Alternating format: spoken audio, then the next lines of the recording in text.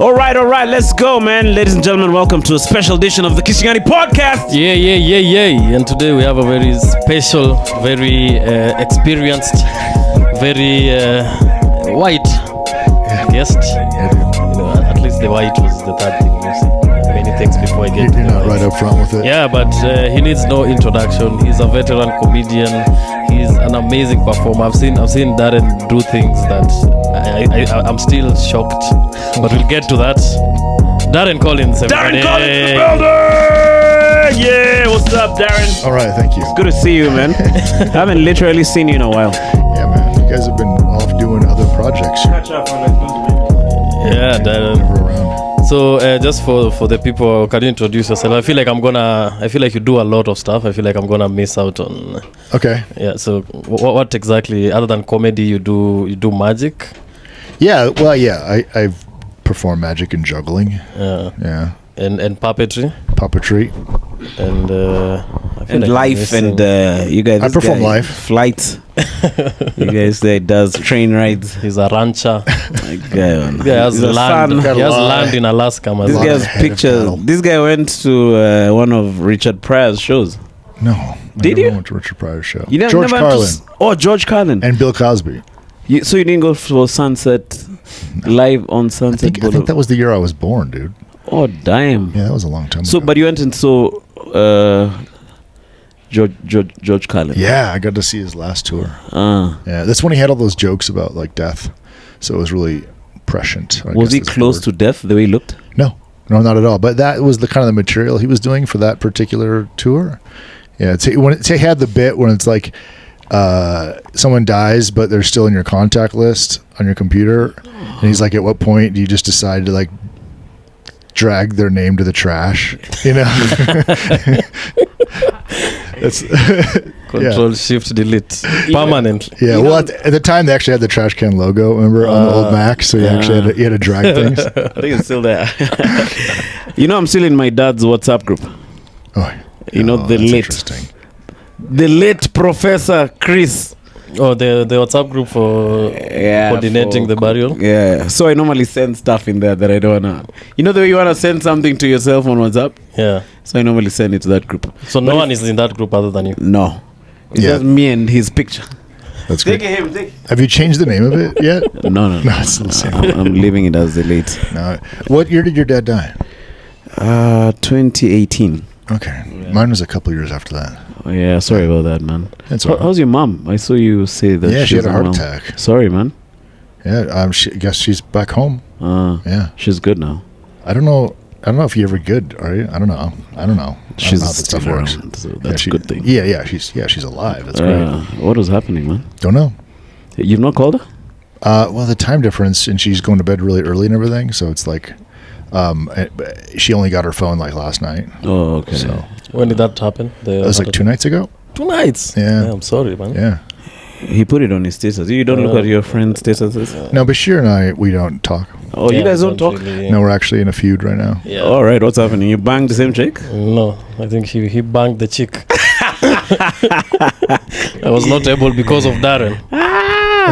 So how's the Killer Kids? There's a place. Oh called- yeah, that's so cool. There's a whole network. It's like the first 100% educational television network for children in possibly in all of Africa. There's been in terms of like free to air.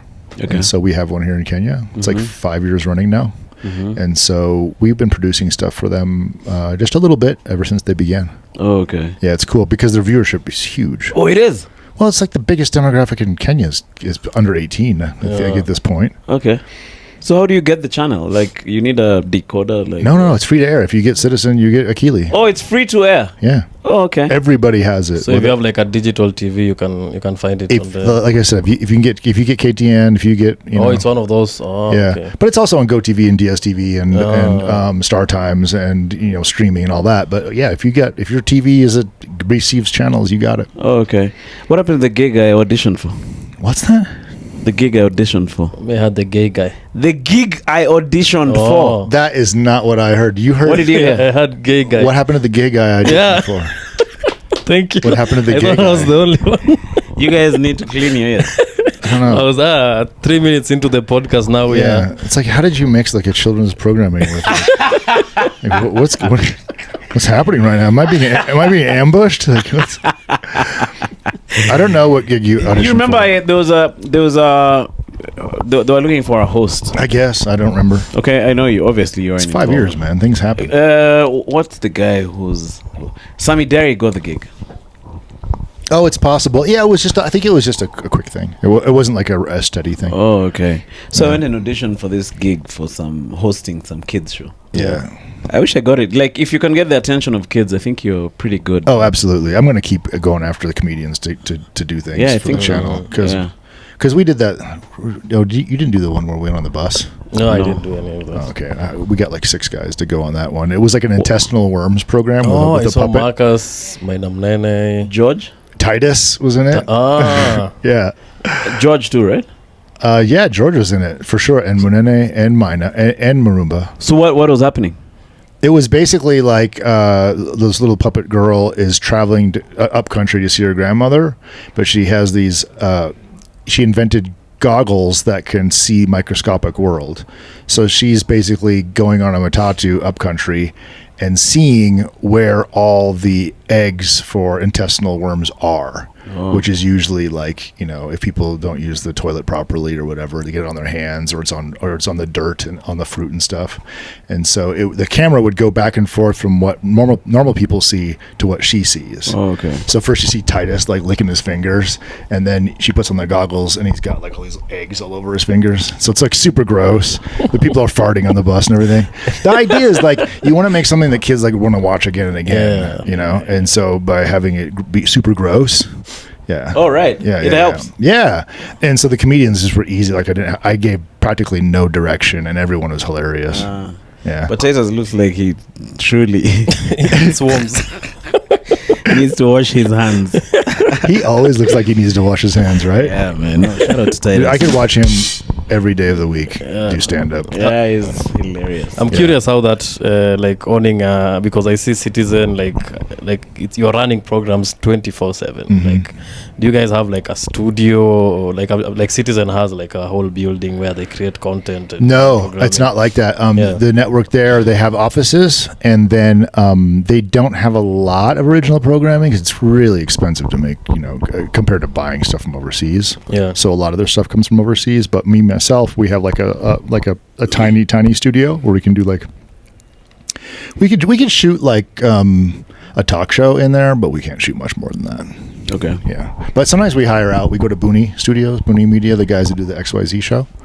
Here at South Sea. Yeah. Well, it's industrial area. Industrial area. Yeah. Oh, okay. So this is Switch. Oh, Oh yeah. TV. It's not like that. It's more like a warehouse. Oh, okay. Yeah. So what show do you make for them? Right now we have the Saturday morning show. We have a little show.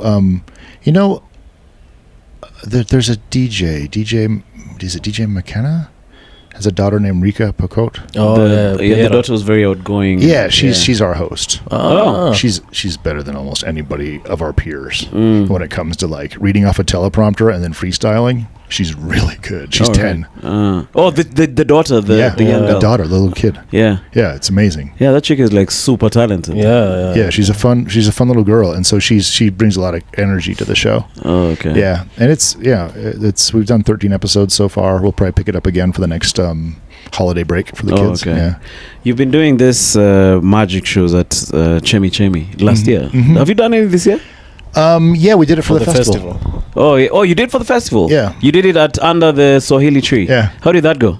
It was packed. Oh, damn. Yeah, we had some sound issues.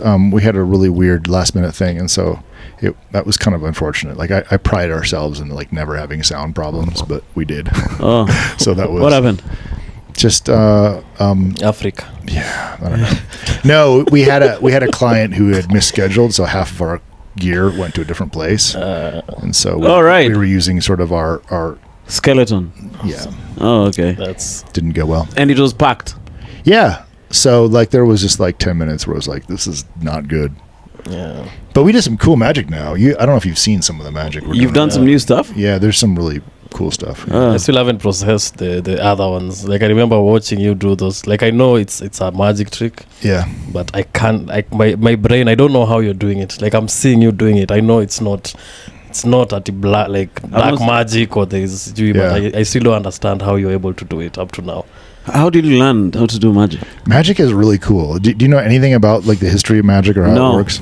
So magic obviously isn't like, it's not actual magic. It's just deception based on like a series of rules of ways to deceive people, right?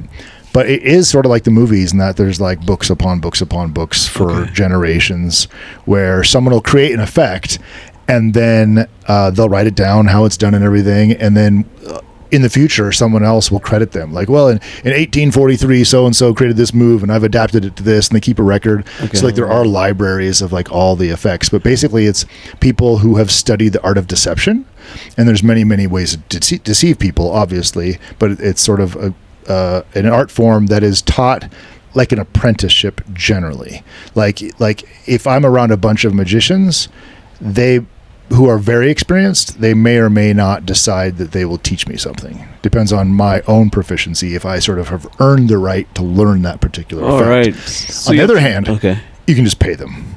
Like they'll exchange secrets for money. Yeah, so you can buy effects as well. Okay. Yeah, and then of course they're all stored in books. So if you have access to books, you can learn them. But it's hard to learn, in my opinion, from the written word. All right. Yeah. Is there a secret society? The societies are secretive themselves, but they're not a secret to the public. Like, they exist. Like Houdini set up magic clubs all over the world. And so a lot of the magic clubs in major cities were probably commissioned or started by Houdini himself. Okay. And Houdini's like the probably the most famous of all. Yeah. Witchcraft. Yeah. Witchcraft. So why is it called deception, though? Well, because it is. I mean, you're basically lying in different ways. You're trying. It's like when he says, "I can't figure out how you did it." It's because we're deceiving you. We're making one thing that is not happening look like it is happening. Oh, okay. And so, it's all about deception. I think that was really helpful for me, like growing up as a kid as well, because once I was like 18, 19 years old, I started like just following blogs of like magicians talking about how deception is done, because some magicians apply their skills to the real world. Like one of the best magicians in the world doesn't perform.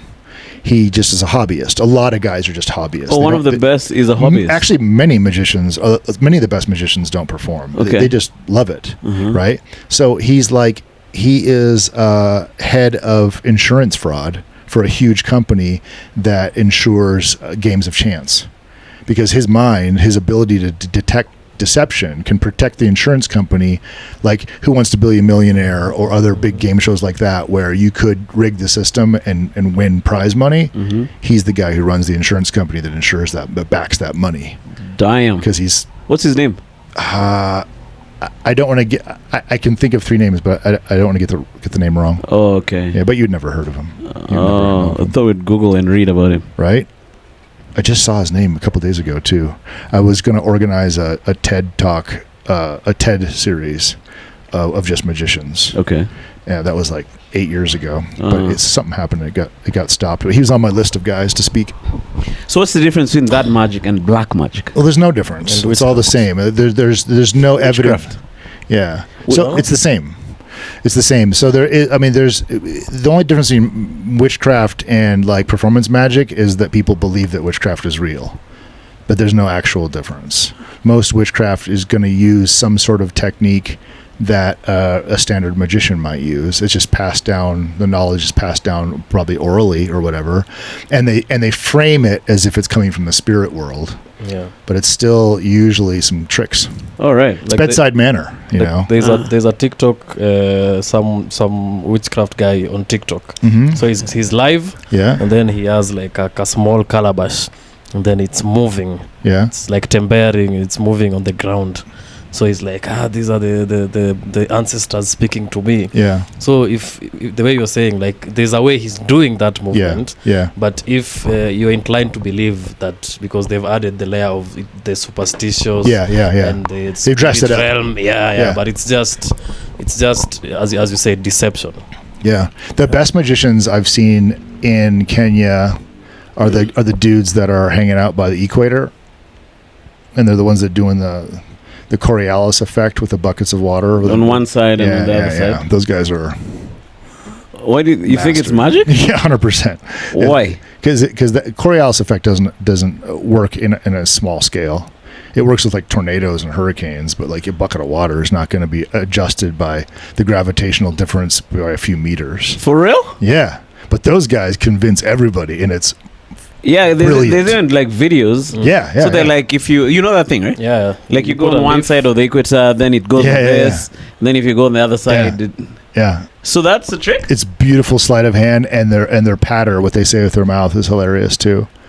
Yeah, they're so good that I've seen them fail and recover to make it even better. Because that's magicians a lot of times, like if they're going through like an elaborate card effect and they fumble, they incorporate the fumble into what they're saying and doing, so they can finally get away with the trick or the effect. And those guys do it too, and they're just great. They're just really, really good at deception. Damn. And they make a ton of money off tourists and stuff too. Yeah, it's awesome. They even have a paper in there. Yeah. They use a leaf or something. Yeah, it's cool. So is like science involved in a lot of this? Mm-hmm. Like is like technology and can be. Some guys back in the 1800s were like watchmakers. Like they had gadgetry. They were into like the tiny mechanics of things, so they could make things happen like mechanically. That's a little harder to reproduce. You have to have a lot of access to tools and a lot of time. But yeah, technology is always used. In fact, there's a guy now who's using AI. His name is Trig Watson. He's a friend of mine, and he uses like holograms and video tech. He uses iPhones. It's all tech stuff. It's cool. So he uses it in his act. So absolutely, like almost 100% of it. Like that's his thing. He uses tech. What's his thing? Like summoning the spirits of the dead No. through iPhone. Yeah, Tupac. He brings them back through the iPhone. What about I took a shot of Hennessy. I'm strong enough to face the madness. What about mentalists? Like this that's guy. That's a really cool one. What is it? Brian? You know him. He even You know came him, the for- mentalist. Oh, here, Musao. Yeah, Musao, the mentalist. Like, is that part of magic also? Absolutely. Yeah. So is there's that also a trick? Yeah, of course. Come Yeah, on, you can't. I man. mean, basically, if it can't be done, then it can't be done. Like, there's no secret knowledge out there of things that are impossible that people. You don't think there's a spirit realm? I mean, there could be, but that's not what anyone's using. And the only reason I'm saying that, because I don't know, like obviously I don't know, but Houdini was like one of our best magicians of all time, right? And that was like 100 years ago. He was touring. I think he even toured South Africa. Oh, right. I don't think he came to Kenya not 100 years ago. But he was obsessed with spirituality as well. Oh, okay. And so he especially wanted to talk to his dead mother, and his mother and him had a pact that when I pass, I have a secret word for you. I'll reach out to you and try to find you when I pass, whatever. And so he would, when he toured around, he would always ask to go see the witch doctor, or go see the psychic, or go see the medium. And it was actually really depressing for him, because every time he went, he was like, I know that trick. All right. I know that trick. So he never came across anyone with legitimate powers, because he had such a broad knowledge that he's the right guy to see if someone's a fake run or that not. experiment, right? And it wasn't because he was trying to debunk them. He genuinely wanted someone in the world to be doing it for real, and he never found it. And I think that going to meet so many of these other witches and stuff gave him also a lot of knowledge, right? Inadvertently, you'd say. Maybe it would be hard. It'd be like saying like. It'd be like, I'm going to meet all the comics on the planet. Yeah, right. There's Probably learn something some which will cool rub moves. off on you. Yeah. A technique or something. Right. I'm guessing. Yeah. What happened to Houdini in the end? I've never read about it. He ended up. He died. He had an injury, and Was it the one that he was punched? he was punched, but that wasn't what actually killed him. He had this thing where, because he had like abs of steel because of the kinds of escape he would do. Like he would go underwater with straitjackets and like hold his breath and all this sort of an escape. So he was really muscular, and so he had a challenge during his show that anyone can come up and punch me. Anyone. But some dude came up to him when he was reading a newspaper and punched him. Oh. So like ruptured something, but that's not actually what killed him. It was I can't remember what it was, but it was very near that time. It was like a month later. Yeah. And how he'd get out of the street jackets, was it a trick? So yeah, I mean, everything has some sort of a trick to it, right? Yeah. Maybe he had a way around. There's some cool. We actually, so that's why I wanted to bring it up. Is we do one of his effects in our show, and it's the most beautiful thing. Like we actually got, because his plans are in public domain, and so we actually got the plans and recreated one of his effects. It's so good. So how do you get to learn how to do those things? Well, in his case, the plans are there. So you just read and read. Yeah. But do you need some sort of experience before you can? I mean, performance experience for sure, because a lot of it is performance, right? Like magicians are actors playing the part of a magician. Yeah, it's basically what they are. They have to act like they're magicians. Have you ever seen this?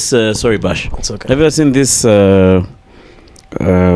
masquerades in Nigeria? No. So there's a thing. It looks like a hat.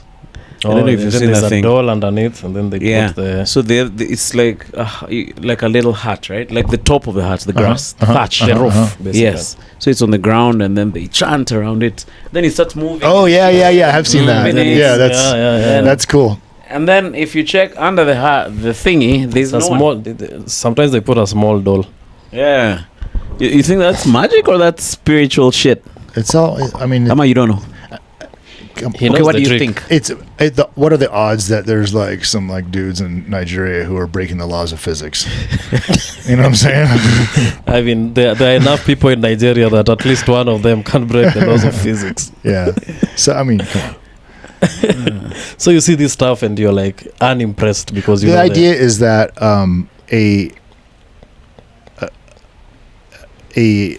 how's it phrased?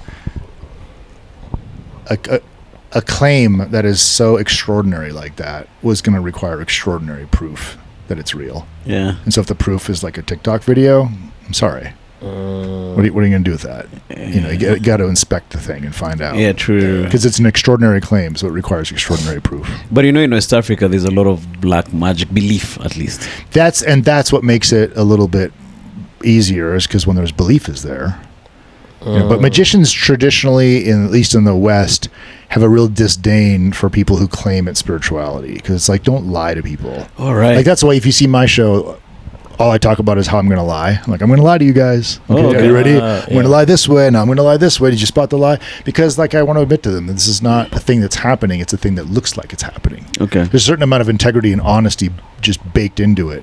So we're a little resentful of guys who pretend that they have actual powers. Oh, because you're It's like, stop yo. it. You know, because then the other guys will like look at Chris Angel, they'll look at like David Blaine and be like, Chris oh, Angel. Satan must have really helped him. It's like, dude, no, he's been practicing. especially Chris Angel, man. Right? I remember watching I've seen him. David Blaine, but I'm No, not seen there's Chris Angel. you haven't seen that guy. That guy is crazy. Yeah. There's one time he put like broken bottles on a knee, and then you see this thing of what is it called? Like to grade the tarmac, you know, like they build the roads and then they have to The line roller. the roller. And the roller is like I'm The like roller passed on him? yeah. Maybe he was in a compartment in the tarmac. I mean, there's always something, right? But the whole idea that you would blame it on like The devil. demons, and it's like, what about the hundreds of hours of practice the guy did? Yeah. You know, the dedication. Maybe he of the practiced for craft. 100 hours with the demons. With demons, right? Yeah. But also the way he packaged himself, like the way he used to wear the Yeah. like he looked like as if He loves he likes that image, which is Does he fine. still do it? I used to watch him as a kid. I haven't seen a special from him in a long time. He may be just doing live shows. They make a lot of money doing live shows. So they do Alright. specials. Like you can watch magician special, Mhm. like a 1 hour. Mhm. Yeah, for sure. Shit. I haven't seen it. Yeah. So you like when you're watching, I'm sure you don't watch like a regular guy. You watch to learn. I don't like, know that the new much. stuff. I don't know that much. I'm not very deep into it. So there's a lot of effects that I don't understand. I mean, I have the resources to look it up. I have a library, but I haven't read all those books. But it's cool. I have seen a really good like. I don't even know how to say it really good, but like a superior magician who's pretty young, and I don't pose a threat to these guys because like I'm mostly a comedian and juggler and puppeteer or whatever. So they kind of magicians can be fairly arrogant, and so they kind of like hanging around me because I don't have any pride about my ability or anything. And so we were backstage at the Improv in Arlington one time. I think we were doing a fundraiser for my project here in Kenya, and this dude just showed me in effect like how it's done 100% backstage. And I was like, I don't even deserve to know this. There's no part of me that has earned the right to it. But he was just, it's kind of new to him, and he was excited. And then when he performed it for what I know was probably, he had brought a volunteer on stage who was, I'm sure, in the audience was the brightest person in the room, like a medical doctor, brilliant person. And then, so after the show, I was like, how do you think he did that? And this brilliant medical doctor had the dumbest theories. I mean, based on like logic, like, oh, his heart rate, blah, blah, my eyes dilating, because he was reading your mind. Yeah. And it was so not even remotely close. But that's the thing about deception. The people who are easiest to deceive tend to be intellectuals and rich people. All right. Yeah, because they have a very solid view of how they believe the world works. Oh, yeah. And a certain amount of pride about their intelligence.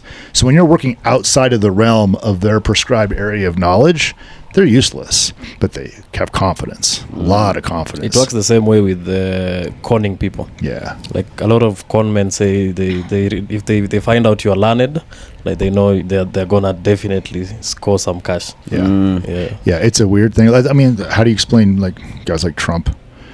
I mean, they've conned a lot of people, but you know, it doesn't make you dumb to be conned. Like I don't necessarily get down on people who like have fallen for Trump's lies, because it's like, no, I mean, not everyone's equipped to handle lies. Not everyone's equipped to deal with a con artist, and certainly money or power doesn't make you immune in any way. Yeah. Yeah. What do you think of the guys who do palm reading and stuff? So that's a little bit different. So that's more like overlaying.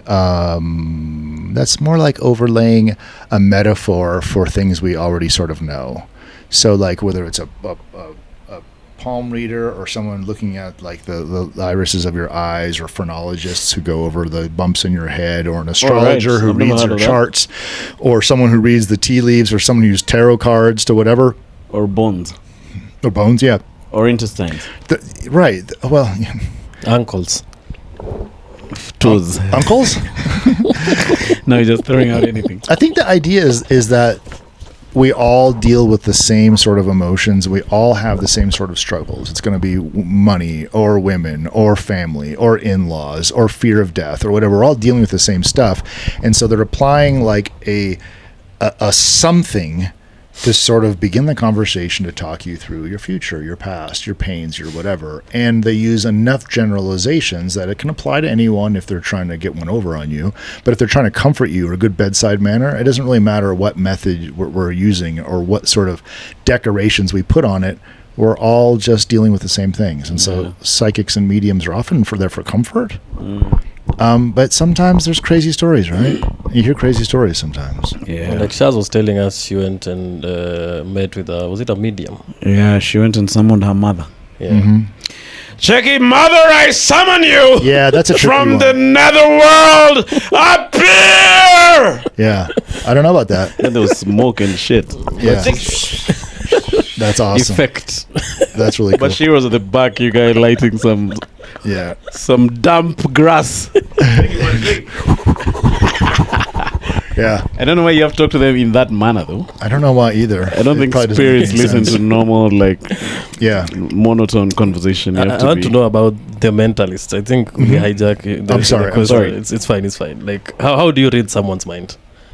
Like, not like that, but like ideally, what is the trick there? Like because it's not a physical sleight of hand. It's more. Oh yeah, so there's different techniques, and there's not a chance in hell that I'm going to tell you how it's done because Okay. that's against the code. Yeah. Oh, it's against the code. Yeah. There is a How do I code. qualify to learn the code, though? We'll just start learning stuff and then meet people, and then eventually, like I said, like the more you know, the more people will share with you. Oh, so You it's have to earn the right, yeah. Or you can buy a book. Magicians are pretty simple. Like earn my right to mentor you or pay me. Or just show okay. interest. Yeah. All right, Just go showing ahead. casual interest, like, oh, I'm interested. Like, no, everyone's interested, but it takes the fun away from it. Okay. And so, but there's all kinds of techniques. There's all kinds of really beautiful techniques of language. Same technique that like a politician would make, in the sense of like making you choose between one or the other, when really maybe they're on the same side, or they both have the same agenda.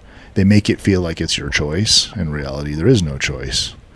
It's a false or a dilemma. false choice. Maybe there's like 5 choices, but they're going to present you with 2. And so mentalism will use a lot of techniques like that, where they're just making you feel like you're freely thinking of something, or make you feel like Even the one of guess a number, guess Right, a color. yeah. You have no choice in that. Right. Generally speaking, no, they don't want you to have choices, but they want you to feel like you do. Yeah. It's a really cool, it's a really astounding. Equivoque is one of the, it's a French term for one of the styles of, but it's almost like apologetics, like with biblical scholars and stuff. Like they'll take you down a path of logic where you go, oh, that must be the conclusion. It's like, well, that's the conclusion if you take that path of logic, but that's not the only path of logic. And so I mean, that's like the Charlie Kirk thing. It's like he could win every argument, but he was taking you down a path which would lead you to that outcome, or at least lead to his outcome, whatever. It's a particular style that is not genuine. It's a style that's not argument in good faith. It's an argument of controlling the options to make you feel like I'm right and you're wrong. But you could do that on both sides of the aisle, right? Absolutely, and many sides. But that's also the trick. They make you feel like there's only 2 sides. Oh yeah. It's like two options. Yeah, like it's just like, is there a God or isn't there a God? It's like, I think there's more choices than that. Have you ever thought of that? What if there's 2 gods? What if there's a God that was alive and is no longer alive? Yeah. What if there is a committee of gods? What if God exists but doesn't know that we exist? Yeah. I mean, there's 1,000 different choices between like, do What if he's you on believe God or vacation? not? It's like, whoa, hold on. Let's not pretend those are the only options. What if he's in Venezuela, trying to Right. get to America? You Or guys. hate. What if he's not there yet? What if he doesn't exist yet? What if you are living backwards? Yeah, there's a lot of choices, but people will try to pin you down to 2 so they can win an argument. So, has he answered your question? Am I gonna keep digging? No. I feel I'm gonna earn it. I But you think should go to more of Musao's shows. He's really skilled. He's really good. But I wanted to ask now, when you talk about a code, like you can't. Part of the rules is you can't share the tricks and everything. Yeah. I mean, a lot of these things that you're saying is deception and deceit, and it, like if you have that tool, you have that knowledge, it can be dangerous. Like, do you have a code to be like you can only use these tricks and me for good? no, There's nothing. I've never heard of that. But I think the general point of view is that, don't take advantage of people. But there's not an actual code for that per se.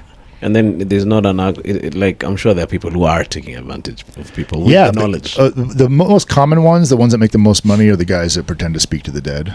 Those guys are frauds for sure. Shit. She has lost her money, you guys. Yeah. She spoke to her mom. But you guys, why did you watch the dump? You have to make a lot of money. Right.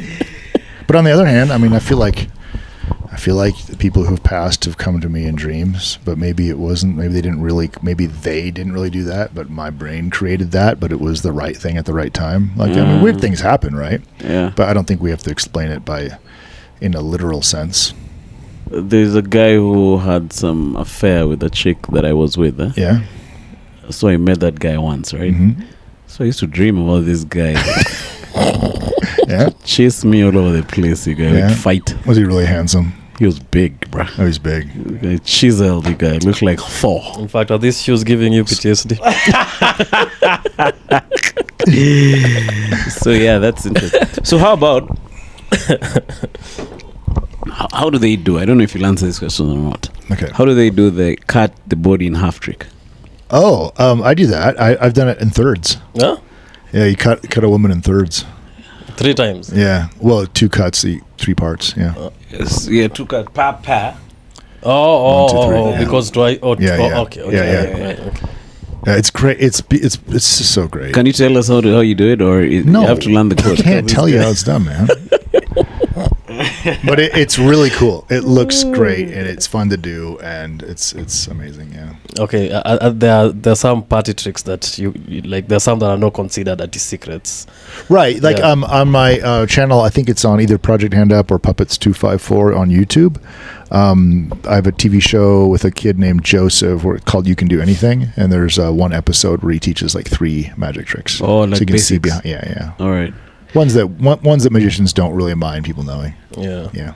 Okay, how do you do this trick? Like you're president, right? Right. Then people hate your guts. Yes, and you But still win get an election. re-elected, Yeah. I have some theories. Do you need to know the code? Yeah. Can you share with us that one at least? Well, you can actually replace the ballots.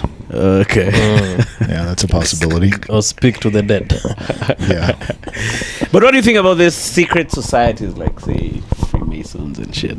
Well, Freemasons, they're real, right? I don't know how that works. I bet they had some pretty cool secret knowledge for a while. But they there still is- exist. But I'm sure there is some ancient knowledge Yeah, probably. which. But I think it's not all technical. Everyone has. I think it's all technical. It's like me and you go to a welder and be like, "Yo, man, show me how you do that weld." He's gonna be like, "Who are you?"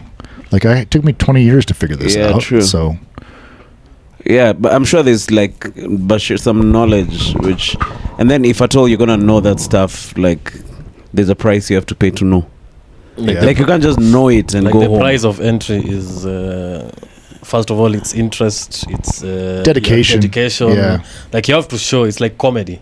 Like a lot of people try and do comedy, but I won't start giving you solid advice until I've seen you a couple of times. yeah. Yeah, definitely. Yeah. And the old timers are wary because they've had their time wasted. Where it's like they know they don't have much time left on Earth. Someone comes to them and says, "Will you teach me, teach me, teach me?" And they spend all this time teaching, and then they're like, "Thanks." It's like, well, you're not going to use it. Like you're not serious enough to actually put it all into practice. Like, why did I spend my time teaching you? So there is that. So do you consider yourself more of a magician or more of a comic? More of a comic, I suppose. Uh, Like I know basic effects and I know the basic techniques and everything, but I don't dedicate myself to it. It's not where I earn my living. It's not where I put my time.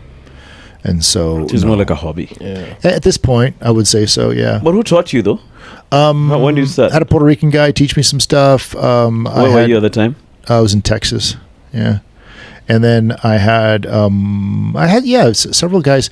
I was involved in performing quite a bit at that time, and so I would go to conferences and learn some things as well. Oh, okay. And another cool thing is like, you know how magicians comedians every once in a while, not very common, like I got this bit, but it's not for me. It'd be better. It'd be better in your act. Oh, okay. That kind of thing happens. Like Oh, there's that too. I have a in the really magician. cool. Yeah, I did one. I've done it once here at Chemi. I did an escape, and it's a really cool, like legit escape act. And that was one where a guy came to me. He's like, "Look, I learned this and I know it, but it's just not right for my act. But I think your act is great for it." And I was like, "Okay." And he showed me all the moves. So when you're doing an act, is it like a story or is it just a set? Sometimes there's stories. Yeah, a lot of guys a lot of magicians aren't very good at stories, so they kind of make up like, "My uncle once told me blah blah blah," and they're boring. I think that's what makes me slightly have an advantage as a magician, is I have the stand-up comedy aspect, so I can make it more fun. So who's the top magician right now? I don't know. It's hard to say. So there's magician and there's illusionist. It's the same thing. Oh, it's the same thing. Mental. Yeah. Mentalists are slightly different because they kind of only hang out in that one area. They're not making things appear or disappear or multiply or transport from one place to another, and they're not making anything levitate. They're just using prediction or mentalism. They're not doing escapes, so they're still magicians, but they're in that one category. Like if I just did escapes, I might be an escape artist, but I'm still a magician, right? So he's a magician, but he's a mentalist. So in that way, like, can you categorize like who from the ones considered the best of the best, like in terms of how you say it, in terms of the but no one would know their names. No one would if I was No, to No, name not the We'll look names. for them. Like not even the names. The type of name, like the way you say it, like there is the Oh, escape yeah. artist. There is I don't the know. card tricks. There is the like which type of magic is considered like this is Ultimate. yeah which type. yeah. Gandalf magic. I don't know. I think it's all. There's dudes that are just into coins. There's dudes that are just into cards. There's guys that are just into like escape. So I don't know if I personally respect all of their traditions and don't have one that I put above another necessarily. Oh, okay. I'm not a huge fan of card effects, I guess. So card effects are like No, to me, but but the guys who can do, some of those guys can do anything. There's a blind guy that can fool everybody. that And- is blind. Yeah, with cards. He does card effects with his hands without seeing. So he's learned the He texture. can shuffle all the cards that make him come out in order, and he can't even see it. Does he touch them though? Yeah. You have to. Okay, how can you shuffle without? Come on, dude. No, I'm saying he lays them out. Yeah, it's amazing. They're so good. I like watching Penn and Teller's Fool Us. That's a really cool show. Yeah, I've watched that a lot. Yeah, because Teller's actually a master. He's like one of the top magicians in the world. Yeah. Me, I'm quite interested in that spiritual realm stuff. Oh yeah. I normally really watch those videos, like guys. What do you watch? These guys who they used to be in the occult, and then they got saved, and then now they tell stories about how their life was in the occult. So it's quite interesting. Saying they used to, what's it called? What's it called? Like you're in one place and you go to another place. Transpose or transport Translate. I've forgotten. These are what? Astral project. Yes. Oh. So you astral project from you leave your body in the house, then you astral But project you know that and go and happens to fuck me. up with guys' houses. That happens to me a lot. Then you astral project back to your house. Like that sleep paralysis thing happens to me. But do you feel like it's an out of body experience? It is. You see, I feel like it's because I'm still afraid of it. Like I don't lean into it because it's very scary. But there are people who have, like, if you're able to, because it's very weird when it happens because you're sleeping, and especially for me, it's like I'm always looking at my kitchen because I live in a bed sitter. And there's always things happening in that kitchen. Like Yes. I'll hear a voice. Absolutely. I'll hear. Yet. Bro, it's scary. But now I'm like, I can't move my body. Can So you I'm- talk? No. Not really. So I'm like, if one day I'll realize it's happening and I just calm down and I feel I can because I'm always trying to get back in my body and wake up. Oh, okay. But I feel like there are some people who are so comfortable with the experience they can be like, okay, now let's They investigate. navigate to Konani. Like I've definitely interacted with things that are not necessarily spirits, but like just entities. Like that another don't- realm. Yeah, like Yeah. I'm in a place and I'm like they try to morph into like human, but you just look at something and you're like, it's just something off. But they really do pretend to until they realize, now it becomes I don't know, maybe next time I'll try and see. But the people who can do that, they wake up and move around. Maybe you shouldn't Yeah. try, bro. Why? Maybe you'll get stuck in that realm. Huh? I don't know. I'll try. It's the most amazing phenomenon, for sure, and I can explain all of it, but it used to happen to me so badly that I broke down completely. Oh, you're going crazy? Oh, yeah. I absolutely went. I went into my boss's office and I said, I can't do this anymore. I can't live like this. I started sobbing. Just like something is messing with me at night, and I don't know where it's from. I don't know how it is, and it was the end. I was just like, I'm through. I can't live like this.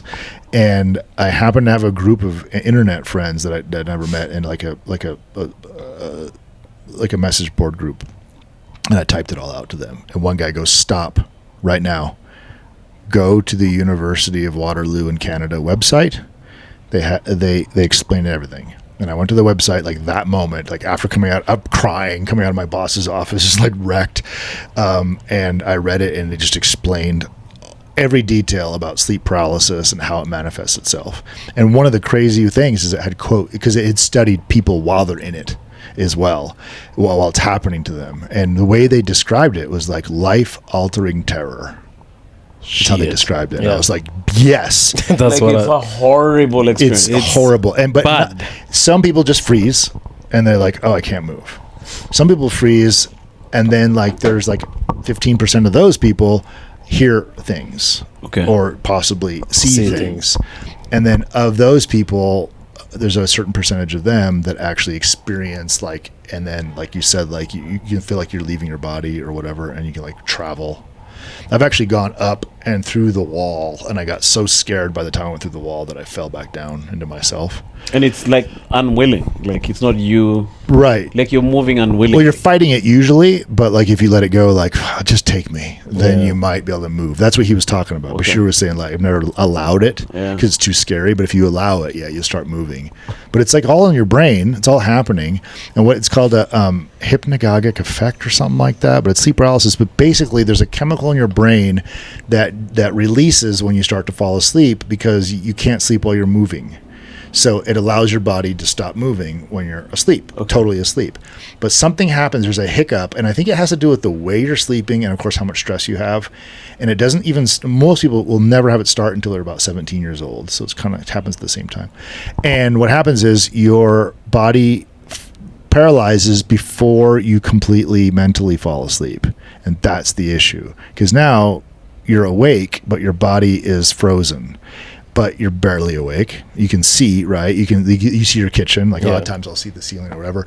And for sure you hear people come in. For sure you, like I knew I had some friends that were coming over. I heard them open the door, walk behind me. Hey Darren, what's going on? And I'm like, who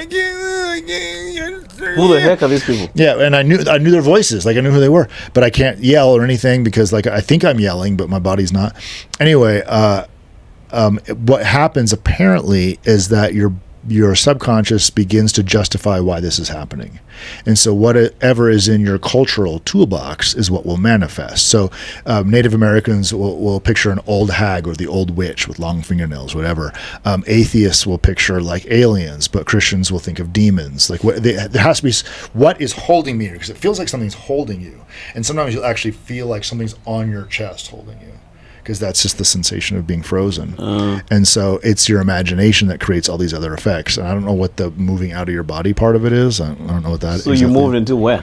You don't go anywhere. I mean, you just I'm asking when you are feeling the moving thing. Yeah. What happened? Finally, when I let go, I just felt like I went up and I floated above myself. And I was like, all right, let's do this thing. But it's so scary. And so I went, and basically where your wall is, that's how far I went. And I started to morph through the wall. I was hoping I could fly or something. It was just too much, and I just went. And then you woke up. I'm just right here. But my girlfriend saw me do it once, and she said, "Yeah, your mouth was open, and you're going." Like that. I thought I was screaming, like, help, move me. I was saying, move me, because all it takes is just a little bit. Yeah, you're back. Just a bit. Like so, yeah, if you can wiggle your toes, your fingers, but also your tongue is a pretty good one. So if you move your tongue back and forth and just have some sort of sensation, then you can snap out. But it's terrifying. And the number of like people that have I think gone to pastors to say, hey, I'm being demon possessed, I need prayer or whatever.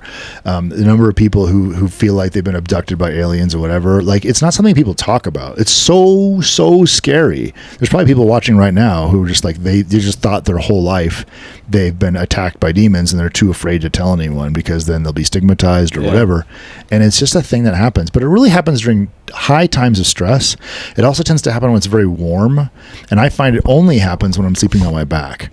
So a nap after lunch midday on my couch where I'm not in a normal spot, I can paralyze for sure. yeah, All right. Yeah. that's why. There's a day. See, I told you, Jana, I came here to take a nap. Yeah, And I had one of the most horrible dreams. Huh? Yep. That nigga was really. What did you drink? Uh-oh. So I woke up, I'm like, damn. So sleeping in a strange place also could exacerbate it. Absolutely. Okay. Yeah. Maybe that's why when you go to someone's house, you don't sleep well through the night. Yeah, like it's a strange bed. But I find it's really on your sleeping on your back is the worst. You try to get on your side instead, because it's that place in your neck. It's something about maybe the way your head's positioned allows, because I think it's an actual physical drip of some sort of chemical, like a chemical mixture, which. Yeah. So what happened after you read the website? It's just like a peace came over me, and it still happened, but then I wasn't as afraid because I knew what it was. Yeah. Life changing. That's interesting. I mean, it's hard to overstate how terrifying it is. Yeah. I think the one thing is you can't move. Yeah. So it's like that feeling of helplessness is because most of the time I'm usually not even afraid. I'm like those things, like I'm like, you know what, like this is not fair. Like give me a chance. Yes. Like if you wanna fight, let's fight. Like I'm not afraid of you like that.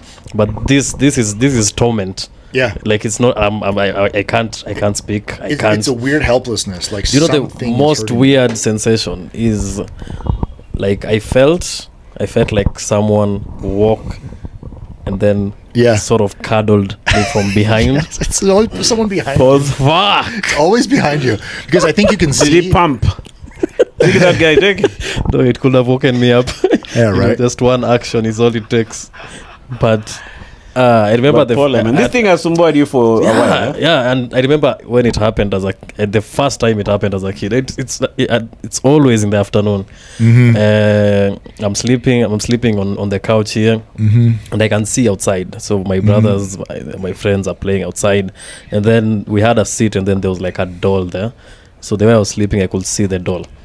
So now you know, dude, the doll started moving. Yeah. Oh my gosh. You guys, when I was a kid, I used to sleep, and then I'd wake up, and then you see like this part of the couch. It would start moving like this, like a snake. Oh, no. So like I'm the only one who could see it moving. So I was a kid, maybe I was like maybe 8 or 7 years old. So I'd run out of the house. So I'd run, my brother chasing me, trying to get me. So when they grab me, is when now I'd wake up. I'm like, yo. So you were sleep running. Oh, yeah. wow. Yeah, I'd wake up and. Oh, that's nuts. So I see the stuff. So now I run away, and then they run outside and grab me, and then that's the time I'd wake up. But they never used to see the I don't know why it was always this part of the couch. So it starts doing this. I'm like, damn, I'm out of here. And it was so vivid. I feel that is the worst. The people who sleepwalk, like people make meals. People even like do work. Someone will go and change a tire, and they're not even awake, bro. Oh, right. Yeah. Like that's the scariest. Like someone is asleep in the kitchen making. Yeah, I've ever been with like a chick in your digs, and then she wakes up and goes to the kitchen, and then comes back. Then the next day you're like, do you remember going to the loo? She's like, no. Has it ever happened to you? Yeah. Honestly, with my wife, sometimes that would used to happen. You guys, you're like, you don't remember? Was her eyes open? I'm waking up. That feminist chick I was telling you about, waking up and walking all the way to the bedroom. Getting into bed, like they don't remember at all. Wow. So I guess there's a level of sleep you can be at where you're actually moving around and you don't know. But anyway, on to better things. What do you think of the comedy scene right now, bro? It's pretty cool. It's kicking, right? Yeah, there's a lot of. Okay, there's a bit of a lull, but it's still kicking. In lull in what way? Like, remember the laugh bar was shut for a while. Oh yeah, there was a couple weeks like that. The that tempo of things, like on a Friday night, you'd be like, even if I wasn't going to the laugh bar much, you'd still feel like there's something wrong. Yeah, like there's no comedy happening anywhere. Yeah. So I remember when it happened, so you went with you. It was on a Wednesday, and like the knee was physically closed, like that gate. Yeah. Really? Yeah, that was. I didn't even know that gate can be closed. Yeah, I could never imagine. But you were at Robbie Collins' show last night. Yeah. How did it go? Good. Yeah, Thursday crowd was a little light. I mean, not light, but like they just weren't as open right away. But he managed to get everybody. Yeah, there was a point when there was an absolute like explosion of laughter. Oh, cool. Yeah, where people just like couldn't help themselves, like together as a unit. Did you take a while to get them there? He seems to be in control. So if it took a while, it might have been because he intended to. Oh, okay. Yeah, we watch him. Like he knows. Yeah. Why do you think it happens like that? Do you think comedy is more like a psychological thing? Like when you get on stage, you have to understand the audience psychologically. Like you have to get on, and then read the energy of the room and very quickly sort of match it. I don't know, Bashir, do you think... Yes, but only sometimes. Sometimes like it's a crowd and they're great and it's fine, and sometimes there's like something like, oh, I need to do some work here to figure out how to get everybody together. Yeah, because you see, you can have the same act, and then you do it to two different rooms. You go to this room, and this room you're killing it. Then you go with the same act to another room, and it's a total different response. Yeah, I don't know. I'm not good enough at it to know what that mechanism is exactly, but a lot of times it's just because they're not a unit. Yeah.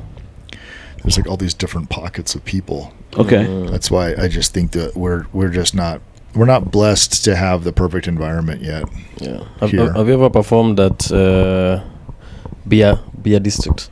Yes. Like you see, like that type rough. of like there's no amount of joke or experience that can.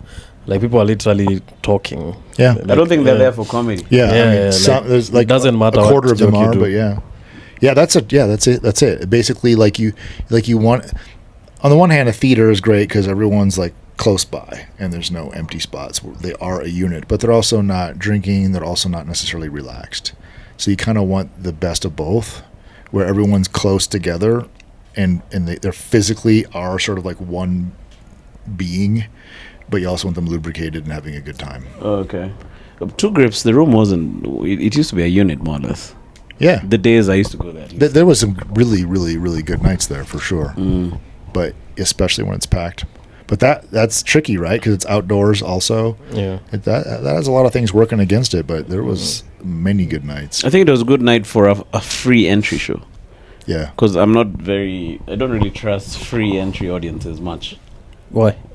They've not committed anything to be there. Okay, apart from their time. But I feel the person who pays now has the obligation to laugh because I've already spent money on this thing. Yeah, that's what I'm saying. The guy who's paid is committed financially. Yeah, so they they're laugh. They're locked in. They're like, yo, let's listen to this guy. Yeah. So for a free entry room at Two Grips, it was quite interesting how they'd really laugh.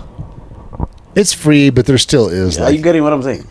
Yeah. They'd be too happy for a free entry room.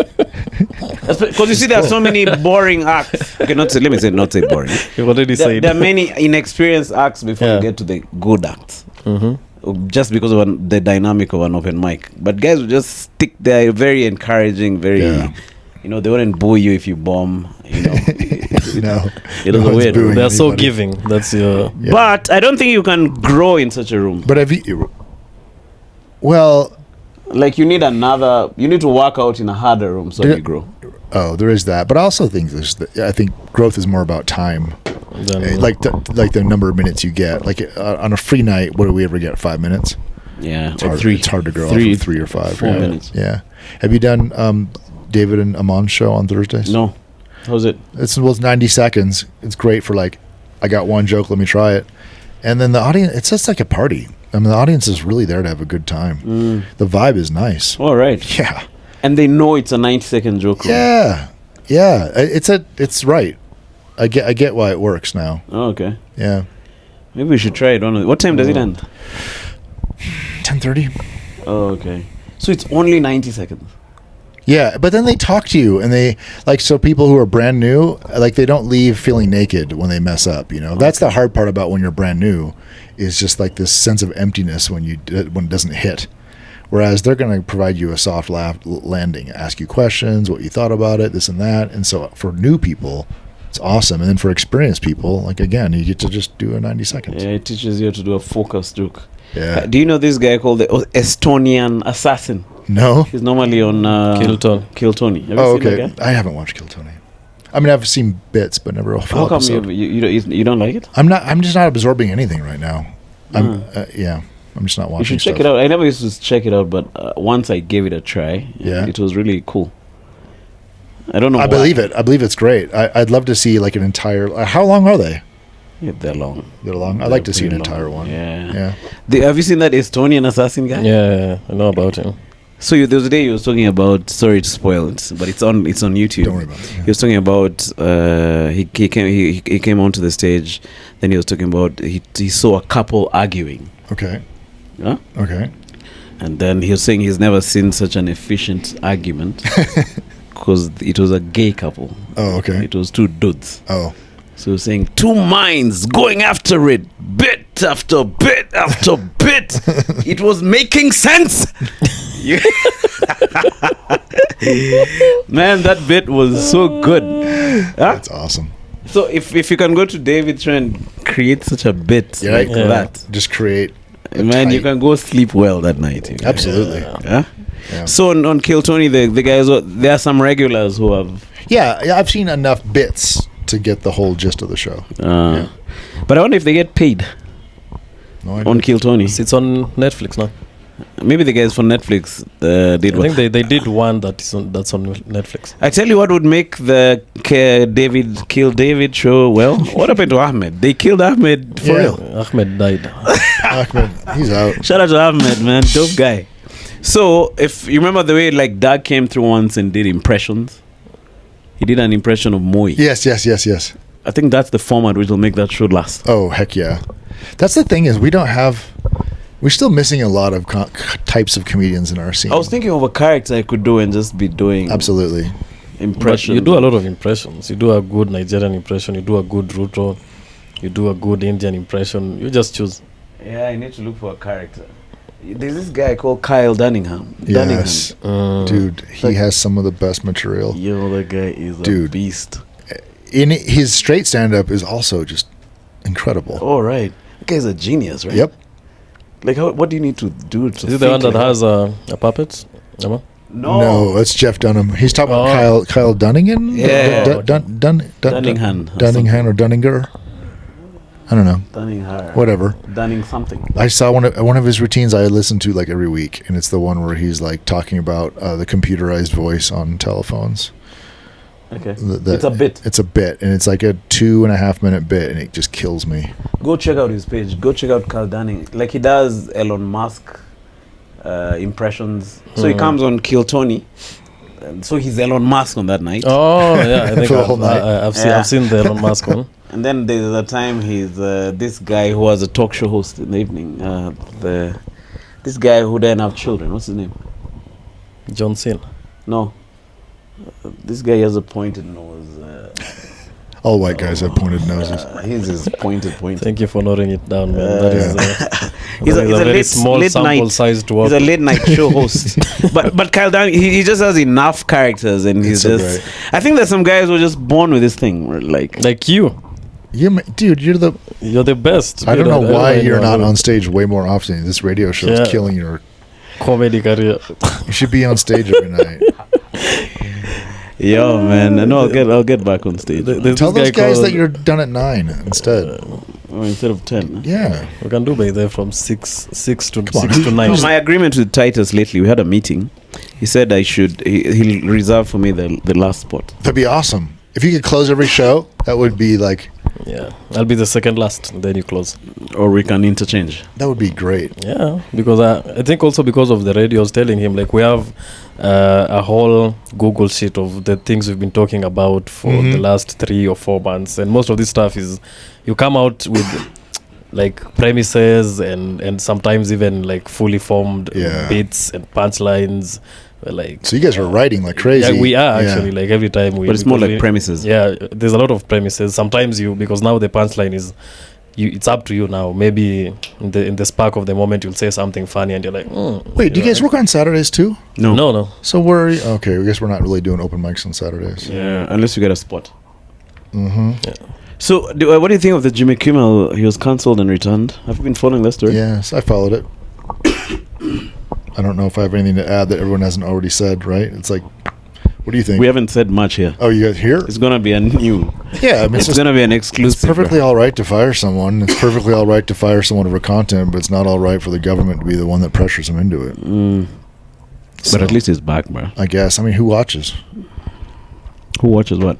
And he only has like 1.5 million viewers. Like like nighttime viewership these days is so small anyway. Oh yeah, true. Yeah. He's probably better off just going and doing what Adam Carolla did, because they used to do stuff together, but Adam Carolla probably has more listeners on podcasts than Jimmy does on TV. Yeah. There's this weird thing where we invite someone to this podcast, then they don't wanna come, Why? and then if you invite them to radio, they come.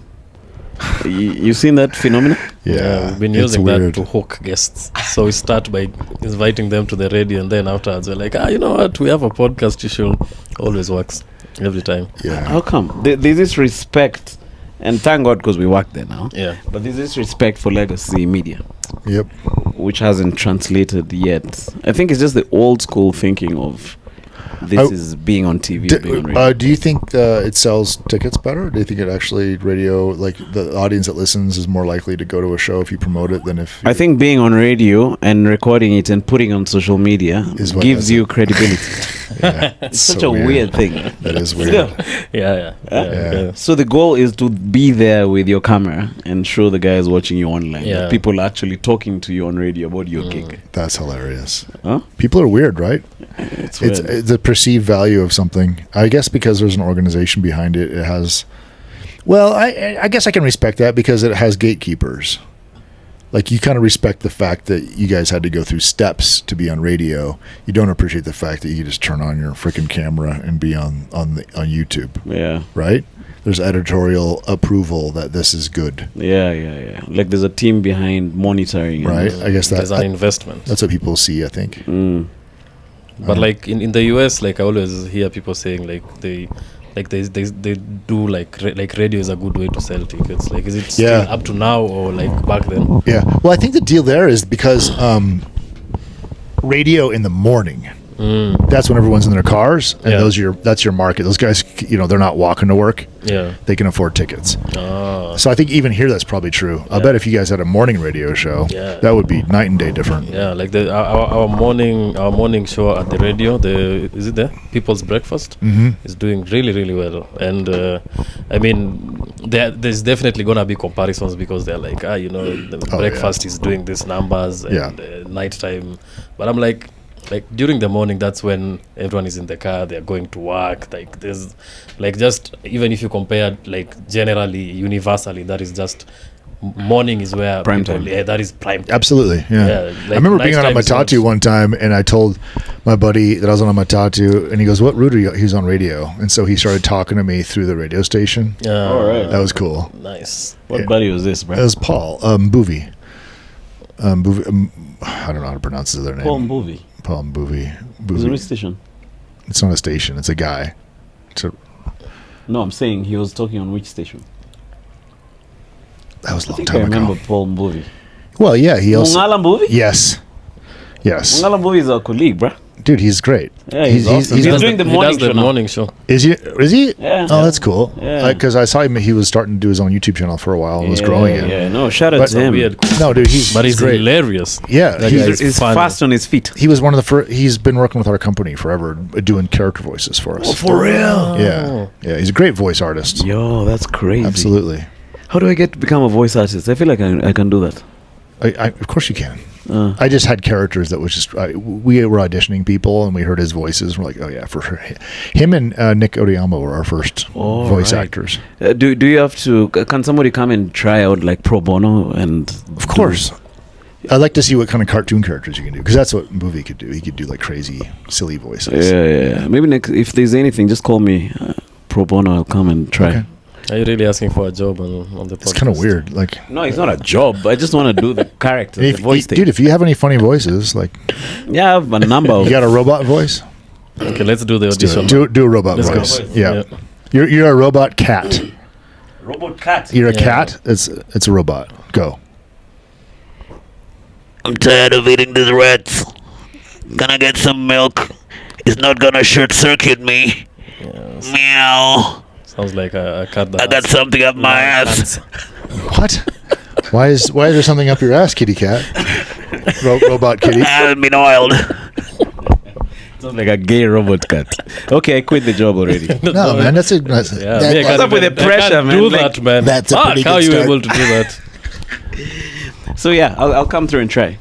Maybe not for a robot cat. All right, that wasn't terrible. It wasn't too bad, right? No, it wasn't too bad. Yeah. Apart from the part for us, like I I don't know why the butt thing got into it. How Is that his go-to all the time? Can we do like an adult, maybe on the side? I don't want to do an adult. Not thing. you, but it could be an idea, right? Yeah. Like, sure, of course. I think the guys who approached you with a similar idea. People. It's just expensive. I mean, doing puppet shows or animation and stuff, it's hard and time consuming. Like XYZ. Yeah. Were you ever a part of that? Not directly, but half my crew works for them. They still produce? They're not. Every once in a while, when they get passionate about something, they'll just self-produce something, but they're not on air. Okay. Yeah. I know a lot of the guys there, and I've used their studio a lot, and they're really talented. Yeah. But it's a different thing because they use also other people's voices. Like the puppeteers aren't doing their own voice. There's this guy who does the voice of that the speaker Wetangula. Oh yeah, I don't know who does that. He's I don't remember a guy. You remember? There's another guy who does Wetangula. That guy is talented. That guy can do like 3 voices. The one who works at Switch? Yes. No, he didn't work there, but he used to come through at Switch. Was he part of Ties? Yes. Oh, he's called what? I've forgotten his name. Wanyonyi Wanyama or something. Okay, continue guessing. That sounds like a robot cat when you say it like that. He could but do someone on Twitter, and I think I'm number 3 in command. I responded to that. Someone was saying that Emmanuel should stop doing checky all the time. Yeah, like Why? The reason I responded is because they were trying to rope me in to be like, because me, I'm more quiet. I'll throw a punchline here and here and here, but he's more animated. Yes. So that's why this works. He'll do an impression, like we'll build, because I'm laying the brick, and then he's actually bringing it into life. Yeah. He's So animating. Yeah, like what the you heck guys was are that not name? tired of Emmanuel saying checky all the time. I'm like, bro, No. like me, I love the. But it's not like I leave the house to come and say check. No, it's not your intention. Yeah, like I don't say I'm gonna do 8 checks. How did you feel about that? I just retweeted it so guys can roast him. Thoughts? That's a good plan. Somebody there was like, "The fuck is this nigga?" Like, but there's always gonna be some I weird. like watching Ty get roasted the other day. That was good. Yeah, it was fun, right? I tell you why it was fun, because he shared when I was getting bicked. He was like, "Ah, Manu is getting bicked." Hey, Ty was bicked online, man. Eternally, man. So, have you been going to the States? When was the last time you went? I went there for like 2 months this year. Ah, Yeah. which months do you go? July and August, or June and July. Oh, okay. So Yeah. what do you do when you go home? You visit family? Yeah, I get tons of friends. Yeah, I just go. I try to travel a lot. I travel around the country and see everybody. This time I spent like 30 days with my mom. Oh, that's cool. Yeah, she's getting up there, and I could work from her house because I had my computer, so I was actually busy. I was editing Doug's special. Oh, you thought I edited it? Yeah, I directed Ah, it and shut up. did the majority of the editing. Oh, Yeah. for real? Someone was telling me it's looking really good. Yeah, I hope so. I mean, I was like, I care. Like, I want this to sound good, and Okay. so I think I could. I think any one of us, if we knew how to edit, would be way better at editing each other. Especially, I've seen Bashir's routines so many times. Like, I think you would trust me to edit Yeah. to make it as funny as possible. And it's not even just like making it funny. It's just like I know what you want in there and what you don't. Yeah. And if you accidentally stammer, and I can cover it with another shot and throw in and just amplify the laughs a little bit, I'm not changing the integrity of what you're saying at all. It's just hitting the way it's supposed to hit. That's all. And so that's what I was doing. Yeah, that's really cool. Because Aman's show was sort of produced by Shiko, Yeah. and it's one of the best I've seen so Nice. far. Yeah. Because I think a comedian knows your bits, just exactly what you're saying. Yeah. He knows your nuances, like Mhm. the pauses, where you want the punchline to be, Yeah. the Mhm. wide shot. Because sometimes, like when we're doing the roast, like the editing of the roast is just horrible, to be man. honest. The Like you're chopping doing it with a a machete. joke where you're supposed to be giving a wide shot. Uh-huh. The guy is In your face or on the audience. You get so That you're is like, the yo, worst. you're supposed to, like, there's a bit I was doing where I was doing that motion of doing this. Yeah. So the joke was there. Like I was doing my hand like this, and the guy had zoomed out. I'm like, Are you out of your So- mind? Yeah, it's like they're not even paying attention to what. yeah. So I think that's really cool. Someone has seen it, I think, during the watch party, Yeah. and they were saying it was George. George, yeah. Yeah, I mean, it's that projector doesn't show all the color, so it didn't fit. It didn't like look good, like in terms of like the visuals, in terms of the actual HD quality.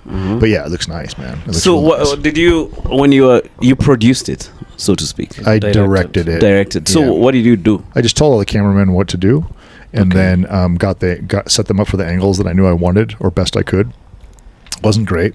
I had like 7 microphone sources. I So could get did you mic audience. the Yeah. audience? So how? Yeah, I got another one of these just for miking the audience, Okay. and just put mics around. So mics like this ones. Yeah, but they're not the same model. I got ones that are more designed to like shoot. So they towards. hanging down. Mhm, got some from hanging, the- and I also pulled the audio from the cameras because some of the cameras, just the native audio, was from the back, so it was kind of nice to have that as well. So you layered all those. I layered them all together, and it's not great. Like none of them were good or great. That is, but together I could choose. Like, okay, I'm going to go to, and I had my iPhone too, and it turned out the audio from that iPhone captured some really great laughs All over right. the side, and so I was like, okay, I'll put that up, because you want to give it the feel that you're in the club, because the club is all around you, and on specials sometimes it's so distant, it's like that's not fair. That's not what that sounded like. And so I'm never like, even though I'm amplifying like laughs at certain places, it's not disingenuine, like that's the way the room sounded, but we're trying to prioritize his voice and everything without getting that echo and that splashback from whatever. Like, I'm kind of new at it, and none of the sources were great, but together, by spending hundreds of hours at it, I could make it feel like his show. Yeah, that was my next question. Like, how long did it take? It was hundreds of hours for sure. Yeah. Because there's times even like someone walks in front, like I'm getting the best shot of all, and then a wait person walks in front. Like, okay, now I can't use that shot. What am I going to do? Or do I need to cover that with people laughing? You know, but did he actually get the people laughing? Maybe he was moving his camera at that time, because that camera was on the move. What I really love though is when Doug has like a setup that has a little bit of backstory, and I have this great gimbal shot just going through during the backstory, and then when he gets to it, right on his face. George mentioned that. Like, yeah, that's God, I love that. I'm recording my special. I want to see it now, dude. I'd direct anybody's special. Oh, me, I'm down. And I think Chemi Chemi is a great room for it. Like, as long as we have the cameras, that's where the cost goes in. Another thing was I was matching 3 different types of cameras, so matching the color on that was really hard. So I'm doing mine in one is theater. At a theater? One at Alliance. You guys should talk after this podcast. Yeah, for sure. No, it's okay to ask for a job on the podcast, but asking for direction. Just direct a little, we see. Direct a little. All right. Camera 4. Can we get in a mid on? But we'll definitely talk. But what you've talked about is, I mean, because I was the consulting editor for all these roasts. Like, the one thing is miking the audience. I don't know. Like, when you watch like some of these comedy specials, I don't think we've gotten that yet. You feel like you are there the way you're saying, but when you watch a lot of what we produce, you feel what you see is what you feel like. You're just watching something on a screen. Like, you don't feel that immersive experience. Yeah. This is the other thing that I keep telling all my friends and family. They're like, why don't you record? Why don't you have a video? Like, because comedy is a live experience. So unless you're filming specifically controlled for television, you're not capturing. You're not capturing the experience at all, not even remotely. I mean, you have the funnest experience of all time. You record it with your camera, and it's just like I've had some of the most amazing crowd work moments. But when I watch it on the, this is nothing. Like, it's literally a live experience. That's why like America's Got Talent or those shows. I mean, they're specifically shot for television. Some of those shots and laughs are not the same at that moment, right? Absolutely not. Yeah, they're developing it for television, because so it's like you would never want to go see a dog act on camera unless it was, if you had a camcorder and was recording like animals jumping through like hoops and stuff. Watching it on video would be like, this is the dumbest thing ever. But they produced it specifically for television. But live, you'd have a great time. Yeah. You know, you'd have a wonderful time. And so it's just, I just wish people would stop judging comedy by videos. There's a friend of ours, his name is Fred Mbogo. Shout out to him, Dr. Fred Mbogo. He said he doesn't, he's a playwright, so he writes his plays, very interesting premises. But he says he doesn't bother to record it. Yeah. He said he does it for the people who will come there. Yeah. For the I get it. 100% I get it.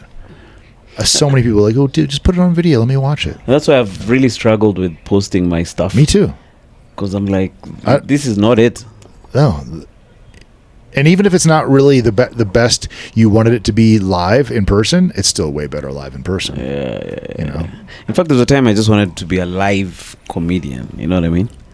Like, I wanted to be a comedian who you come and see when I'm performing live. But now the commercial side of it is people want to see you online before they buy your tickets. Like, they want you to prove yourself. It's a shame. It really bums me out. Or unless you just decide to be a live comedian who makes average money. I guess, right? Yeah. What do you think of Brian Regan? I feel like he's one of the all-time greats. Yep. Have you ever seen him live? I've never laughed harder than watching him live. Man, you laugh from your freaking soul, man. Dude, it's the pain. Like, you get an actual pain because you're clenching as you laugh, and after a while, it physically starts to hurt. Yeah. And I had to sit down. I was one of the comics in the back. And I was just, I need a chair. Like, it's just too hard to handle the way he's punching. Yeah. Yeah. But For sure. but in the larger, okay, lately he's been getting a lot of okay, he has so many Netflix specials and stuff. I think he has the most appearances on late night shows. Oh, really? Yeah, Yeah, he's loved. but his I don't know if it's translated for him in terms of money though. He's probably doing. He's not known enough to make I don't the know. big buck, and then he loves holding the creative control. Mhm. So when he's called, say, to do a sitcom or something, he's not willing because Okay. he didn't want to cede the creative control. I'm sure he's fine though. He's Yeah, I think he's probably doing he's better. not broke. He's doing better than the three of us combined. Definitely, Doing guy better fills than- up arenas, man. Yeah, Shit. I love watching. Me, if I can live that life, I think that would be good for me, man. Like, Uh-huh. I don't need to be like. How much TV money do you think you shows. need to make in Nairobi to live the good life? Like the life that you actually want. Not like a dream, but like the life that you want. In Nairobi? Yeah. Maybe like 400K. Right? When I was a bit younger, it was 300. If you're Mhm. making 300K, you could live the life that, like, you could go to a place for dinner and bump into Bob Collymore. Right. You're not earning the same amount of money, Right. but you can access Absolutely. the same Absolutely. spots. Yeah. But I think because of inflation, maybe it has gone up a little. To Where are 400,000. you living now? You're living in. You're living in Lavi, in Okay. Kilimani. You have a 3-bedroom apartment, wooden floor, That's like well a furnished. sock. That's like 100K. Now it's like 120. Okay. So Yeah. you have a house help who comes to clean up. Maybe your bills are like 150. Internet, the house rent. I don't know about your fuel, but in terms of access, you can access most of the places. Maybe you won't save much with that lifestyle. Right. Like you could, How much do you think you need in Nairobi to live comfortably? No, I think you're right. I think 400,000 is the number to be really comfortable. But I think if you wanted to, like if you had a great passport and you wanted to travel as well, then it might go to 500. Yeah. Because the ticket is 100 on average. Yep. Which if you're going to go like twice a year is not terrible, but you also want to be able to spend when you get there. Yeah. But yeah, dude, if all three of us should make 400,000. Yeah, man. We'll live. What's stopping us from making 400,000? I think These people, time. they're not buying enough tickets. You guys, you don't want to fund our lifestyle. Yeah. Bashir is doing a special, and guys are really buying his tickets, man. Yeah, shout out to guys. When is it? 1st November. Oh, sweet. Shout out to you, Brian, man. brother. Shout out to, first of all, How in the world can you be doing a special right now if you're not going on stage every night? I Doesn't think that- because most of the stuff had It's older stuff. Yeah. But I'm gonna try and the way he's saying, I'm gonna try and do more time towards the time. Do of the more roast. time towards the time. Yeah, towards the I think the special. Darren is generally telling you need to get back on stage. as I'm, much as I'm you- also thinking about that. No, because- 100%. Yeah. When I watch the guys in America, I mean, those guys will hit the clubs and do 7 nights a week. Or no, not necessarily 7 nights a week, but 7 shows a week. Wednesday, Thursday, Friday, 2 on Friday, 3 on Saturday, 1 as on they Sunday. prepare now to do the Yeah, special. yeah. And we're doing like twice a week.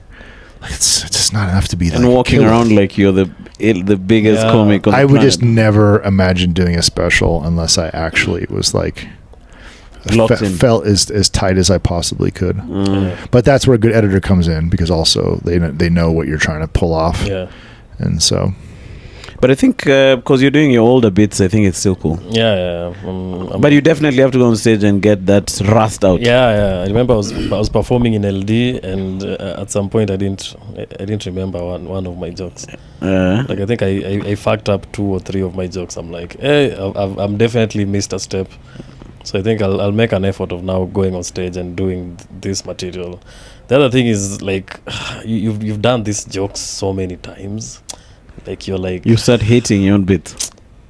I feel like that's part of the reason I'm doing this special, like just to let these jokes go so I can start writing afresh. you know what I did, and I don't know if this would work as well, but like because I have jokes I've been telling for a few years, and I just started compressing them, like removing a lot of setup, and just like, you know what, these 3 jokes could become 1 joke, and I just hit them.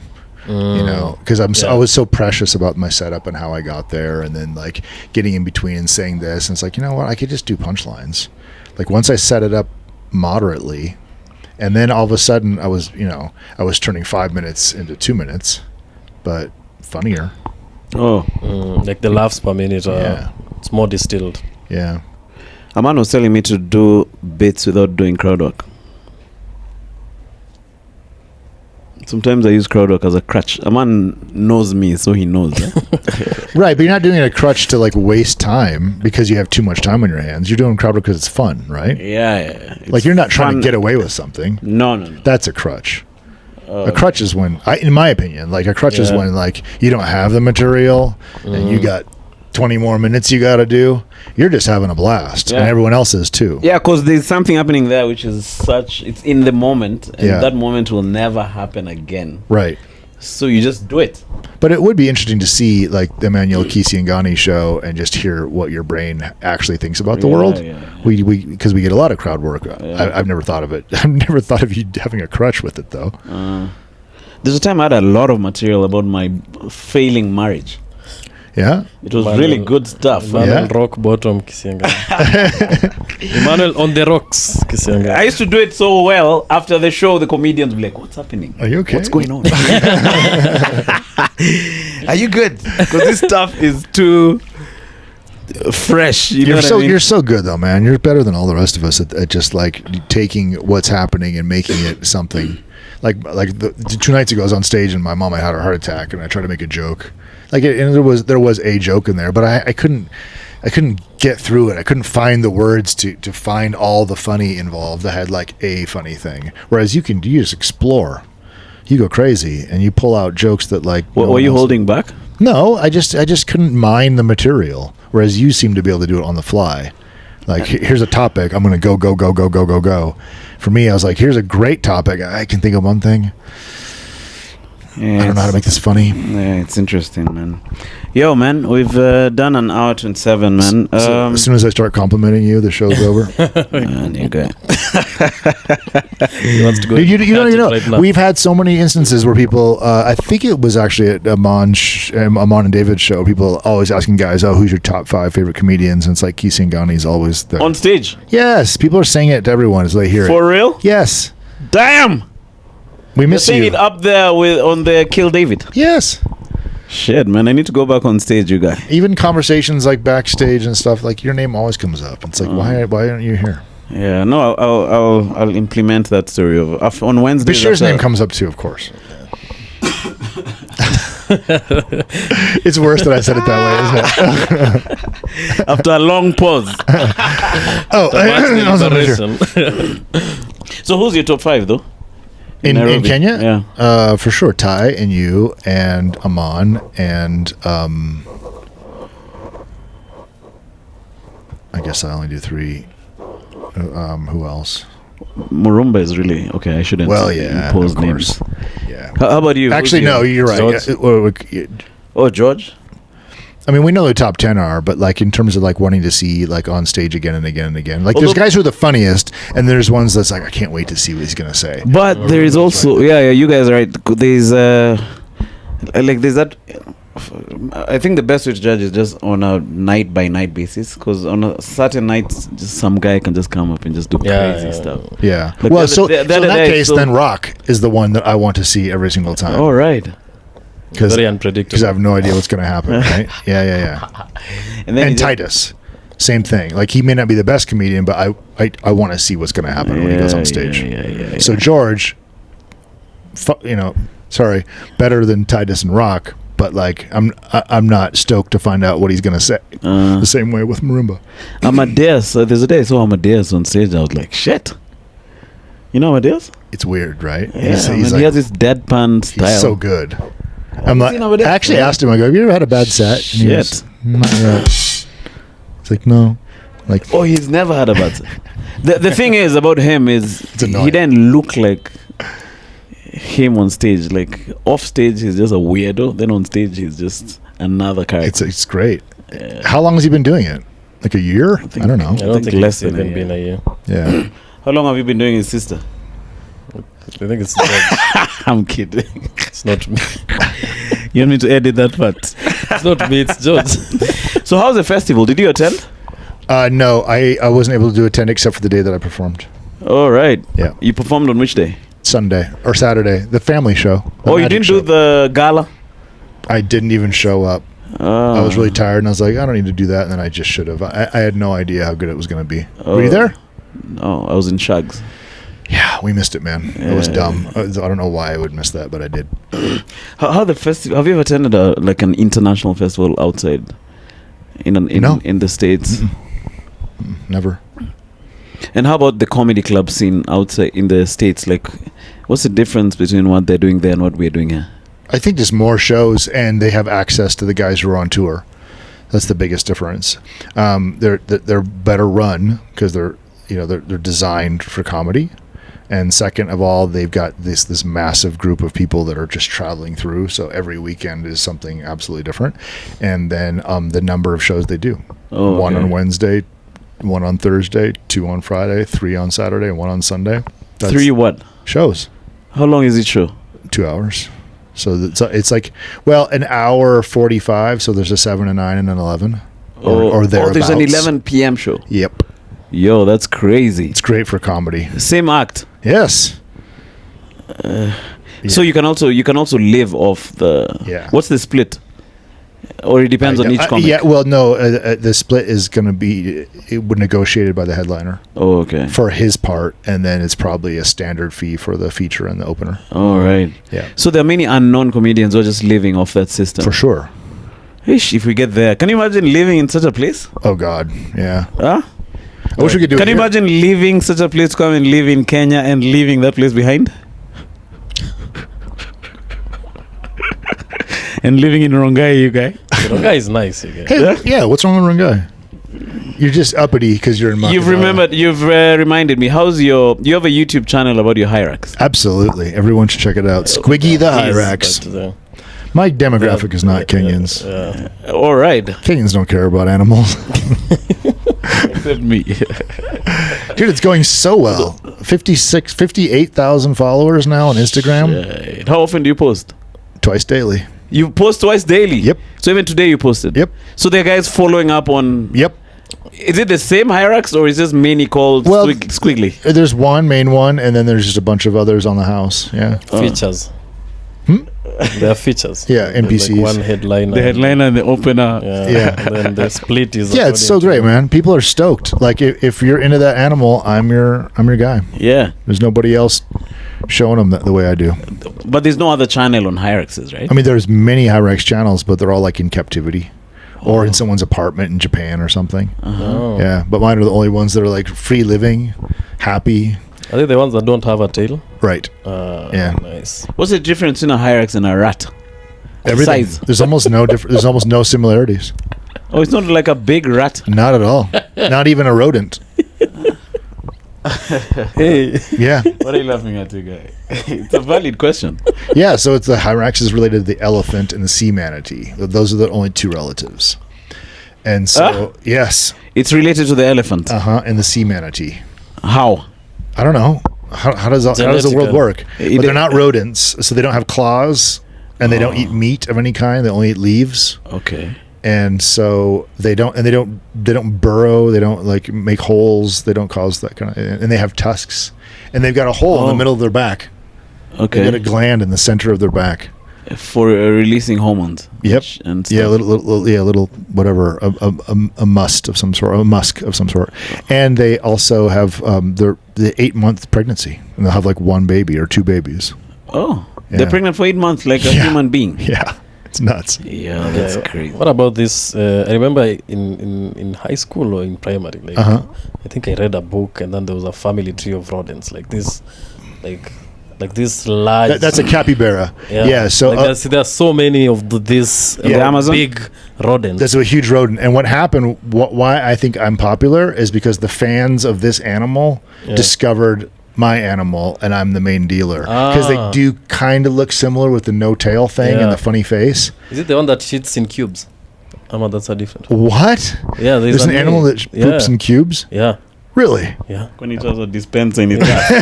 That's hilarious. Besides, The capybara is weird because it just walks through crocodiles. Yeah, they were friends with. It's like they're friends with every other animal. Yeah. But the thing about Hyrax that's so unusual is they run away, and so most people have no interaction with them at all because they just run. They have no defense. Okay. But because they've lived right above my bedroom window for 10 years now, they're just cool with me. Or they come. Do they climb on you?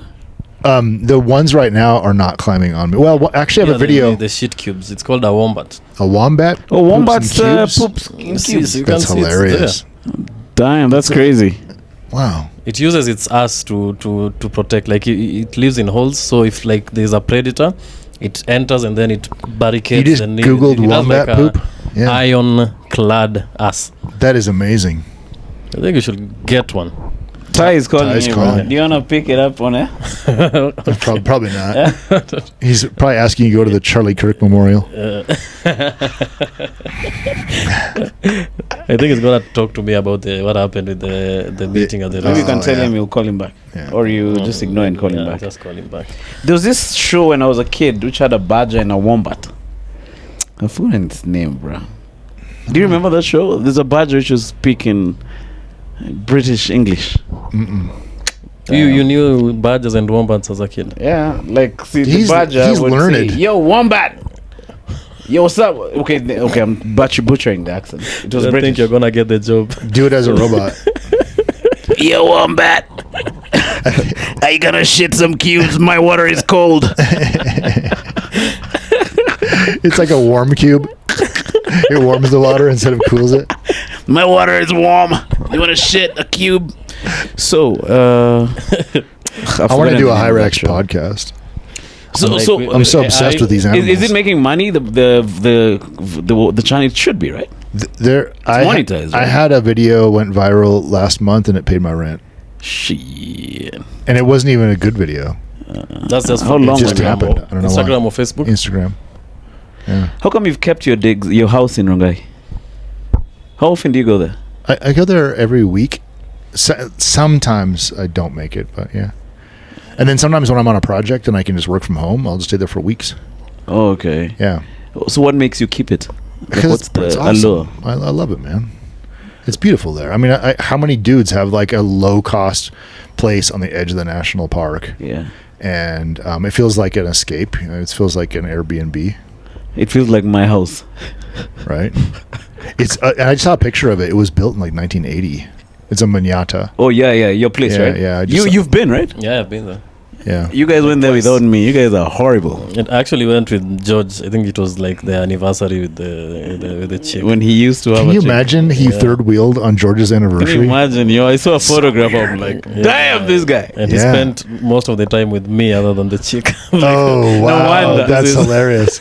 No wonder he's all alone right now. You guys Yeah. were outside, Hanging out but with they're us. chewing jabba, chomaing jabba. Okay, it was nice. No, but see, the dude, I traveled before I came to Kenya. I traveled almost every 3 days. Like I was getting crazy about traveling. Like I was nervous to stay in one place, and I was only comfortable when I saw new things. Like I was never comfortable in the same spot. I traveled so much for performing, and then when I got to that place, that house, it just fell off.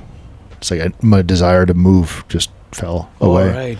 And that was the place. And so it's like, how could I get rid of that? I mean, I know it's inconvenient, but the road will improve eventually. Yeah.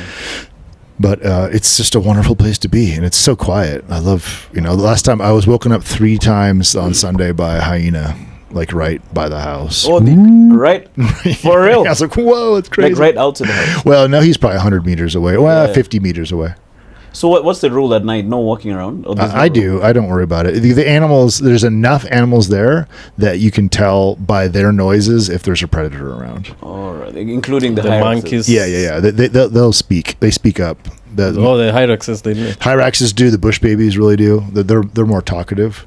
And then if you get a Hyrax and a bush baby at the same time, it's like don't go outside. That's probably. Oh, that's like a leopard. Yeah. Are there leopards? Yep. For sure. Leopards are the most dangerous, right? Yeah, for sure. So they even make the cries at night, like the warning cries. Yeah, if there's an issue, and then if they wake up the monkey, and he starts yelling, and then there's something like it must be just down below. Like So meaning if you live in that area long enough, you learn the. for me, it was sights and it was sounds. really easy to tell. Yeah, for sure. But even my neighbors that are like different from different tribes that kind of live out there, they're nervous to walk around. But I grew up in the forest, so I was like, you learn. I mean, what's more dangerous, like walking around when there might be a leopard at 1 a.m. or walking around Rongai at 1 a.m.? Wrong guy. You know what I'm saying? Like a dude will jack you for a phone. A leopard if it's starving, might be interested in you, maybe.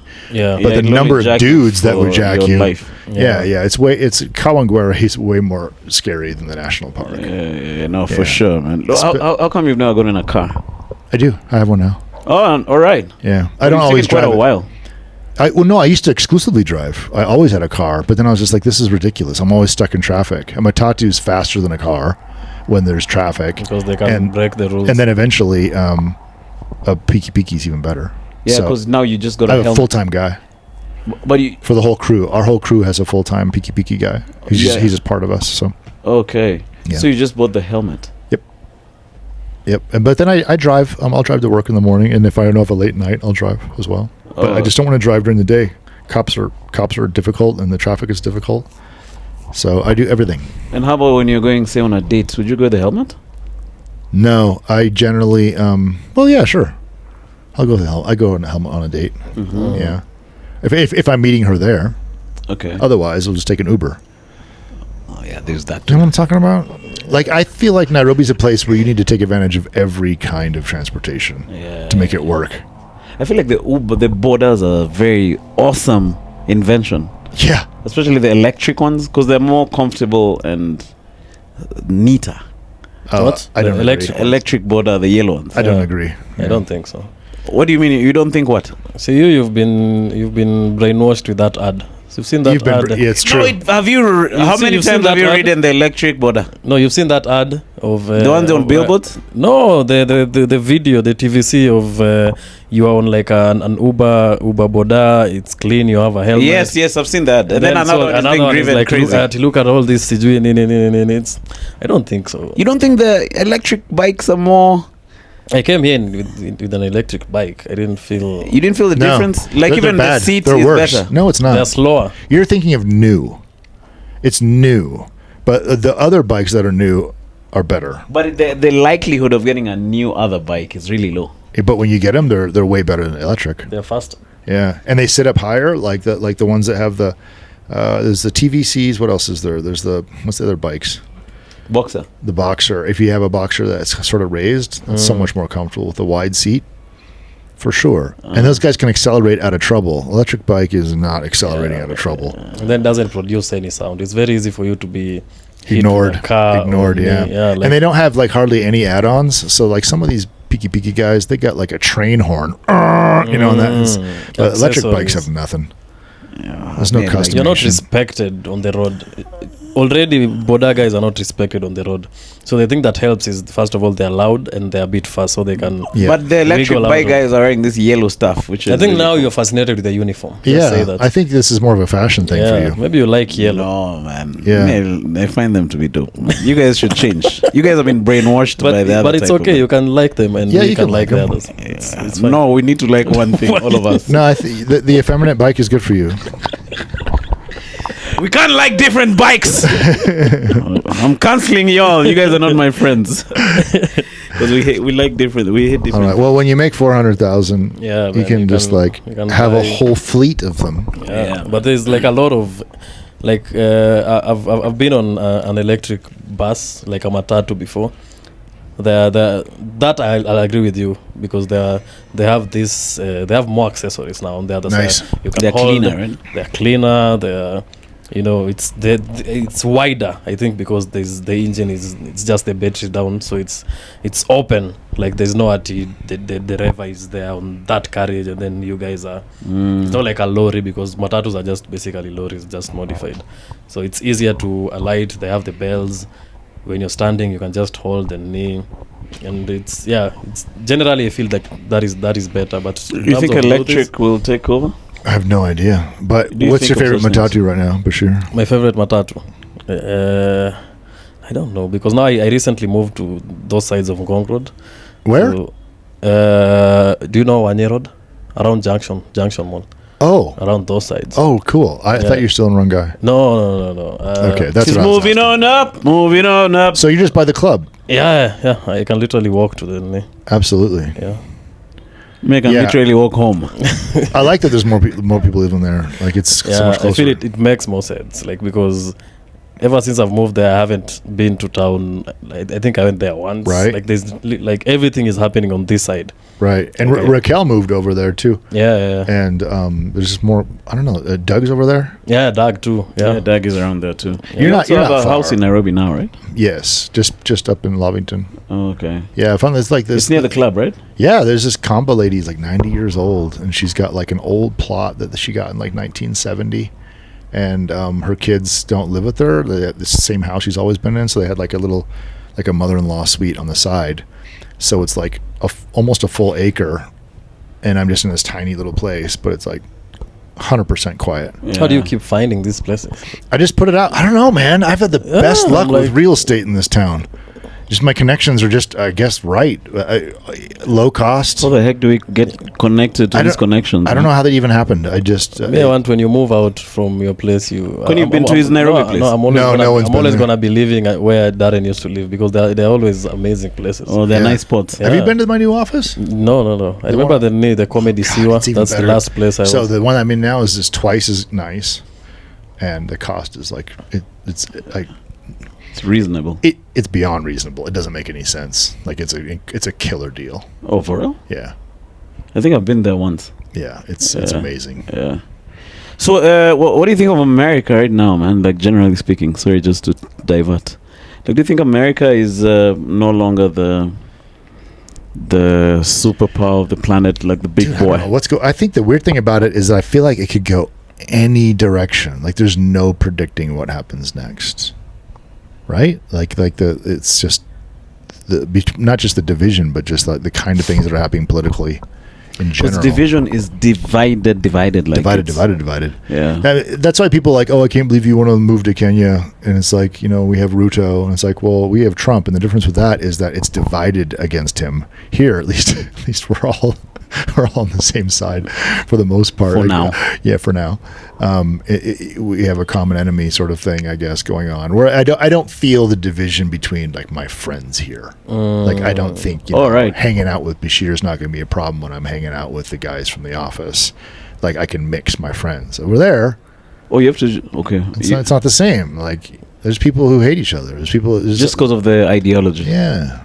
It's weird, man. That's not my country. That's not the way I left it. You go back and it's like people are angry. Oh, that motherfucker! They're yelling at people in traffic. I'm like, what's going on? Like this is nothing. This traffic's great. Why are you so angry? But they hate people. But They does hate the each other. media overhype it? Like I don't think so. I think it's the like gauge food. is social media. Yeah. Yeah, but of course, obviously, the media feeds on it. Everybody feeds on it. It's just terrible. I don't want to go back. But do you? I normally think about this empires and how empires, because there are many other empires which have been running, right? Yeah.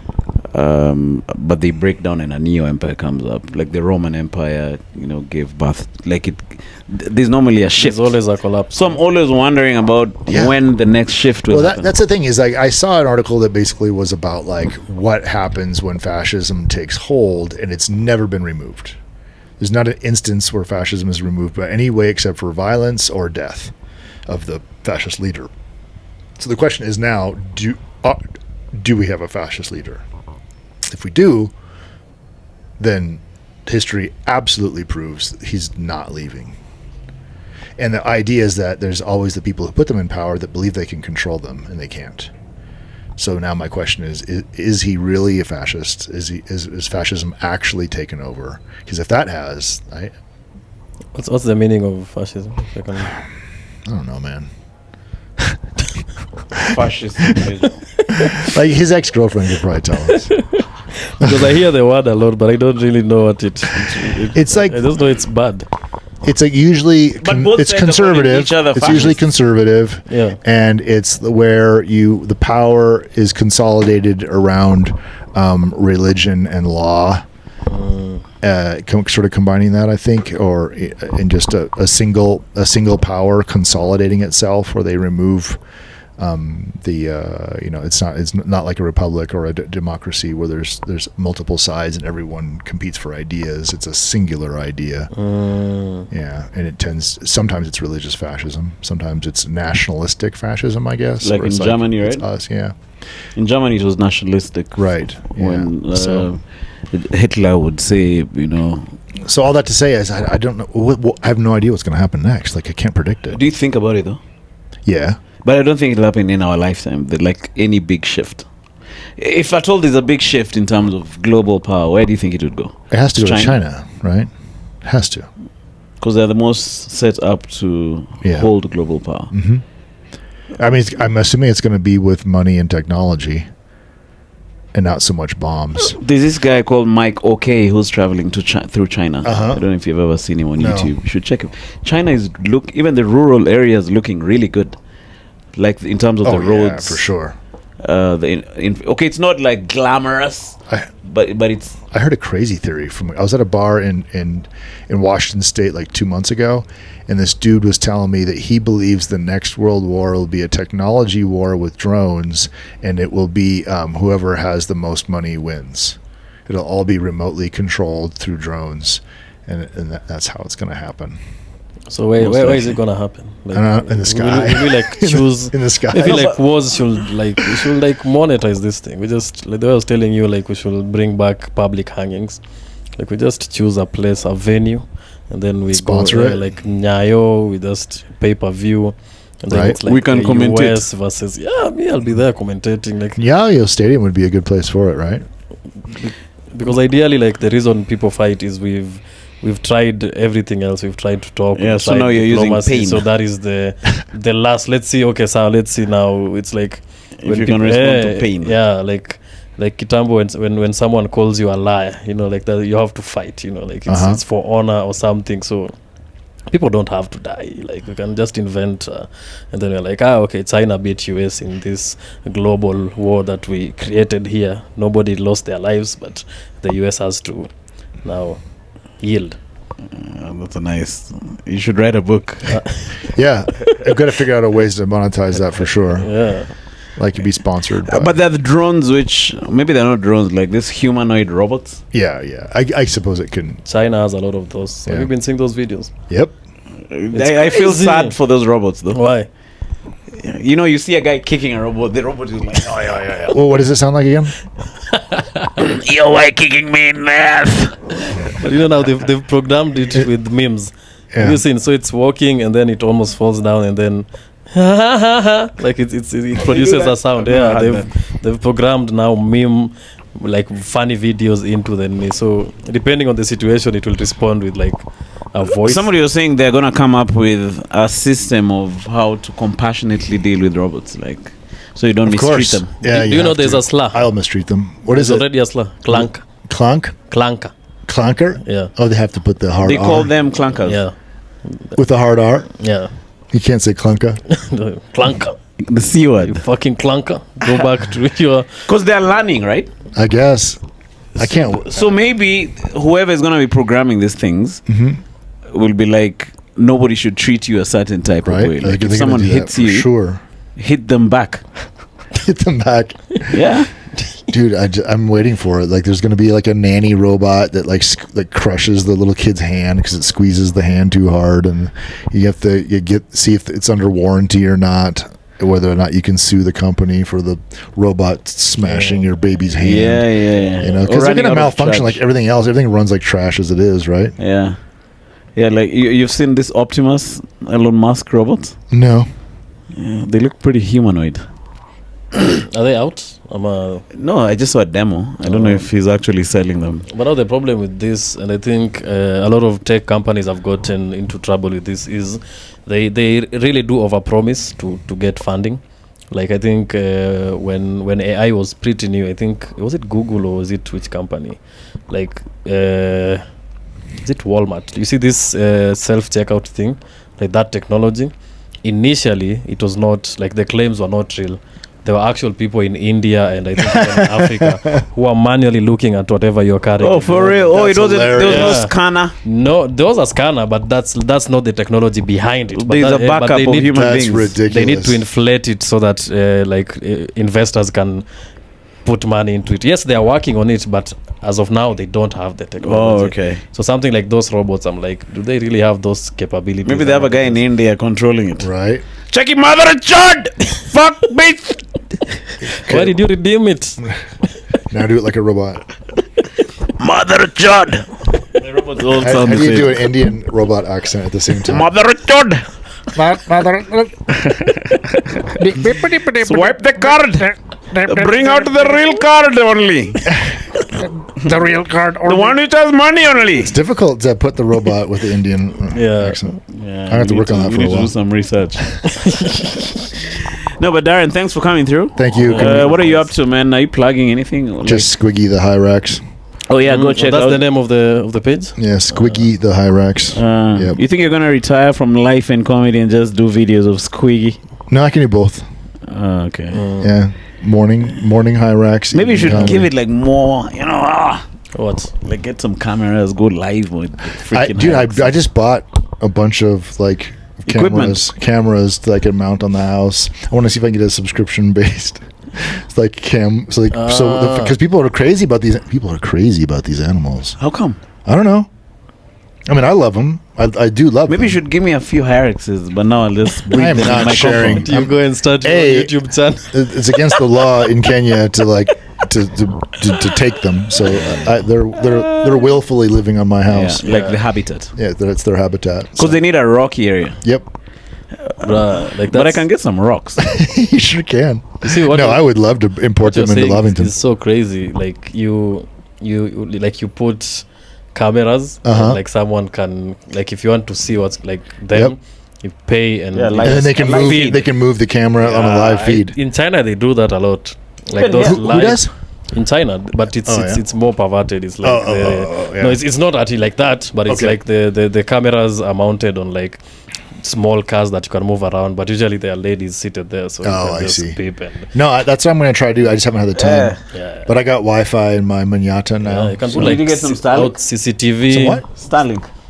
Oh, and I didn't get Starlink. Now the price went up, and I guess the bandwidth's not as good anymore. Oh, okay. I don't know. Oh, so you just got another provider and it's working, right? Yep. Yeah, that's it's great. cool, man. We're looking forward, man. Me, I'd love to help you set that up. It can be. Like a nice project. Oh, Yeah. is that a thing you do? I can try. I mean, like I do Okay. things He that does I now. do enjoy. Yeah, I just doing. got like 3. Like Amazon had this huge special deals, so I bought 3 cameras. Oh, okay. Yeah. No, that's really cool. Do it, man.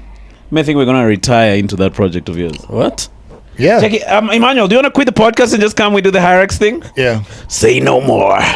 I'm even having like plushy animals made in China right now to sell to my fans. Oh, cool. I set up a whole web store.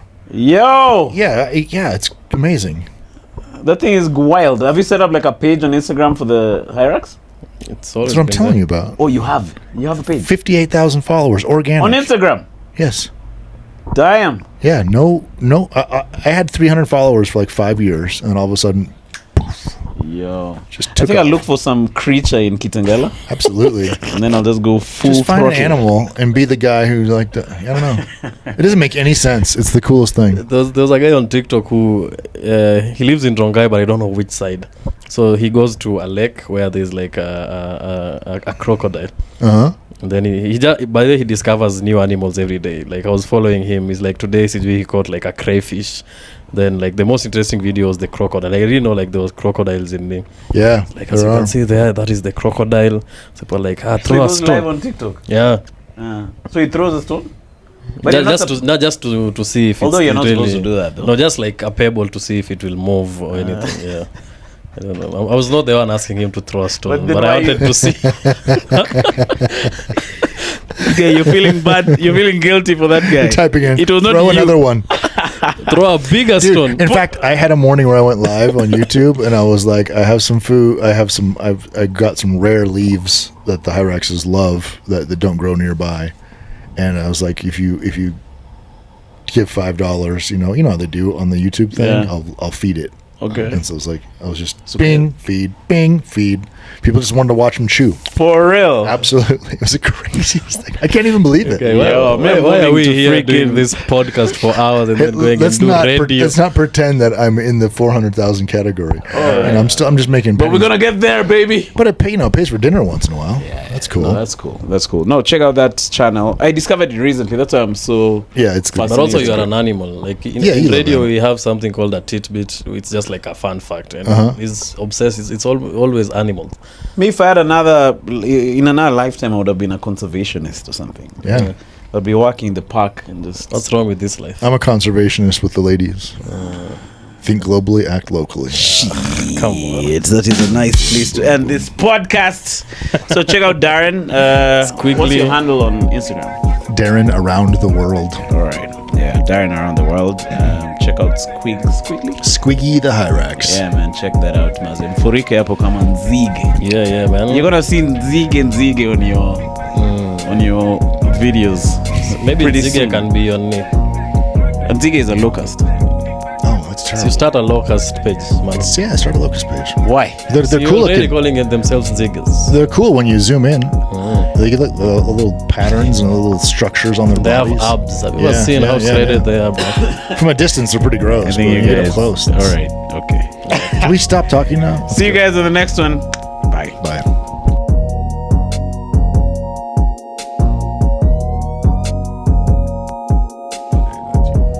Yo, what's happening? It's Robbie Collins, comedian from South Africa.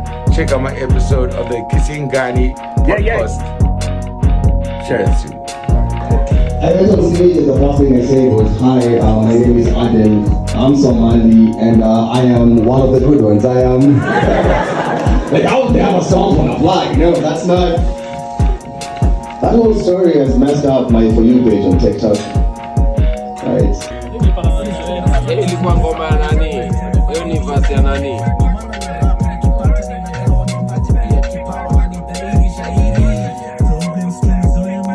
Anaitwa Elisha Eli.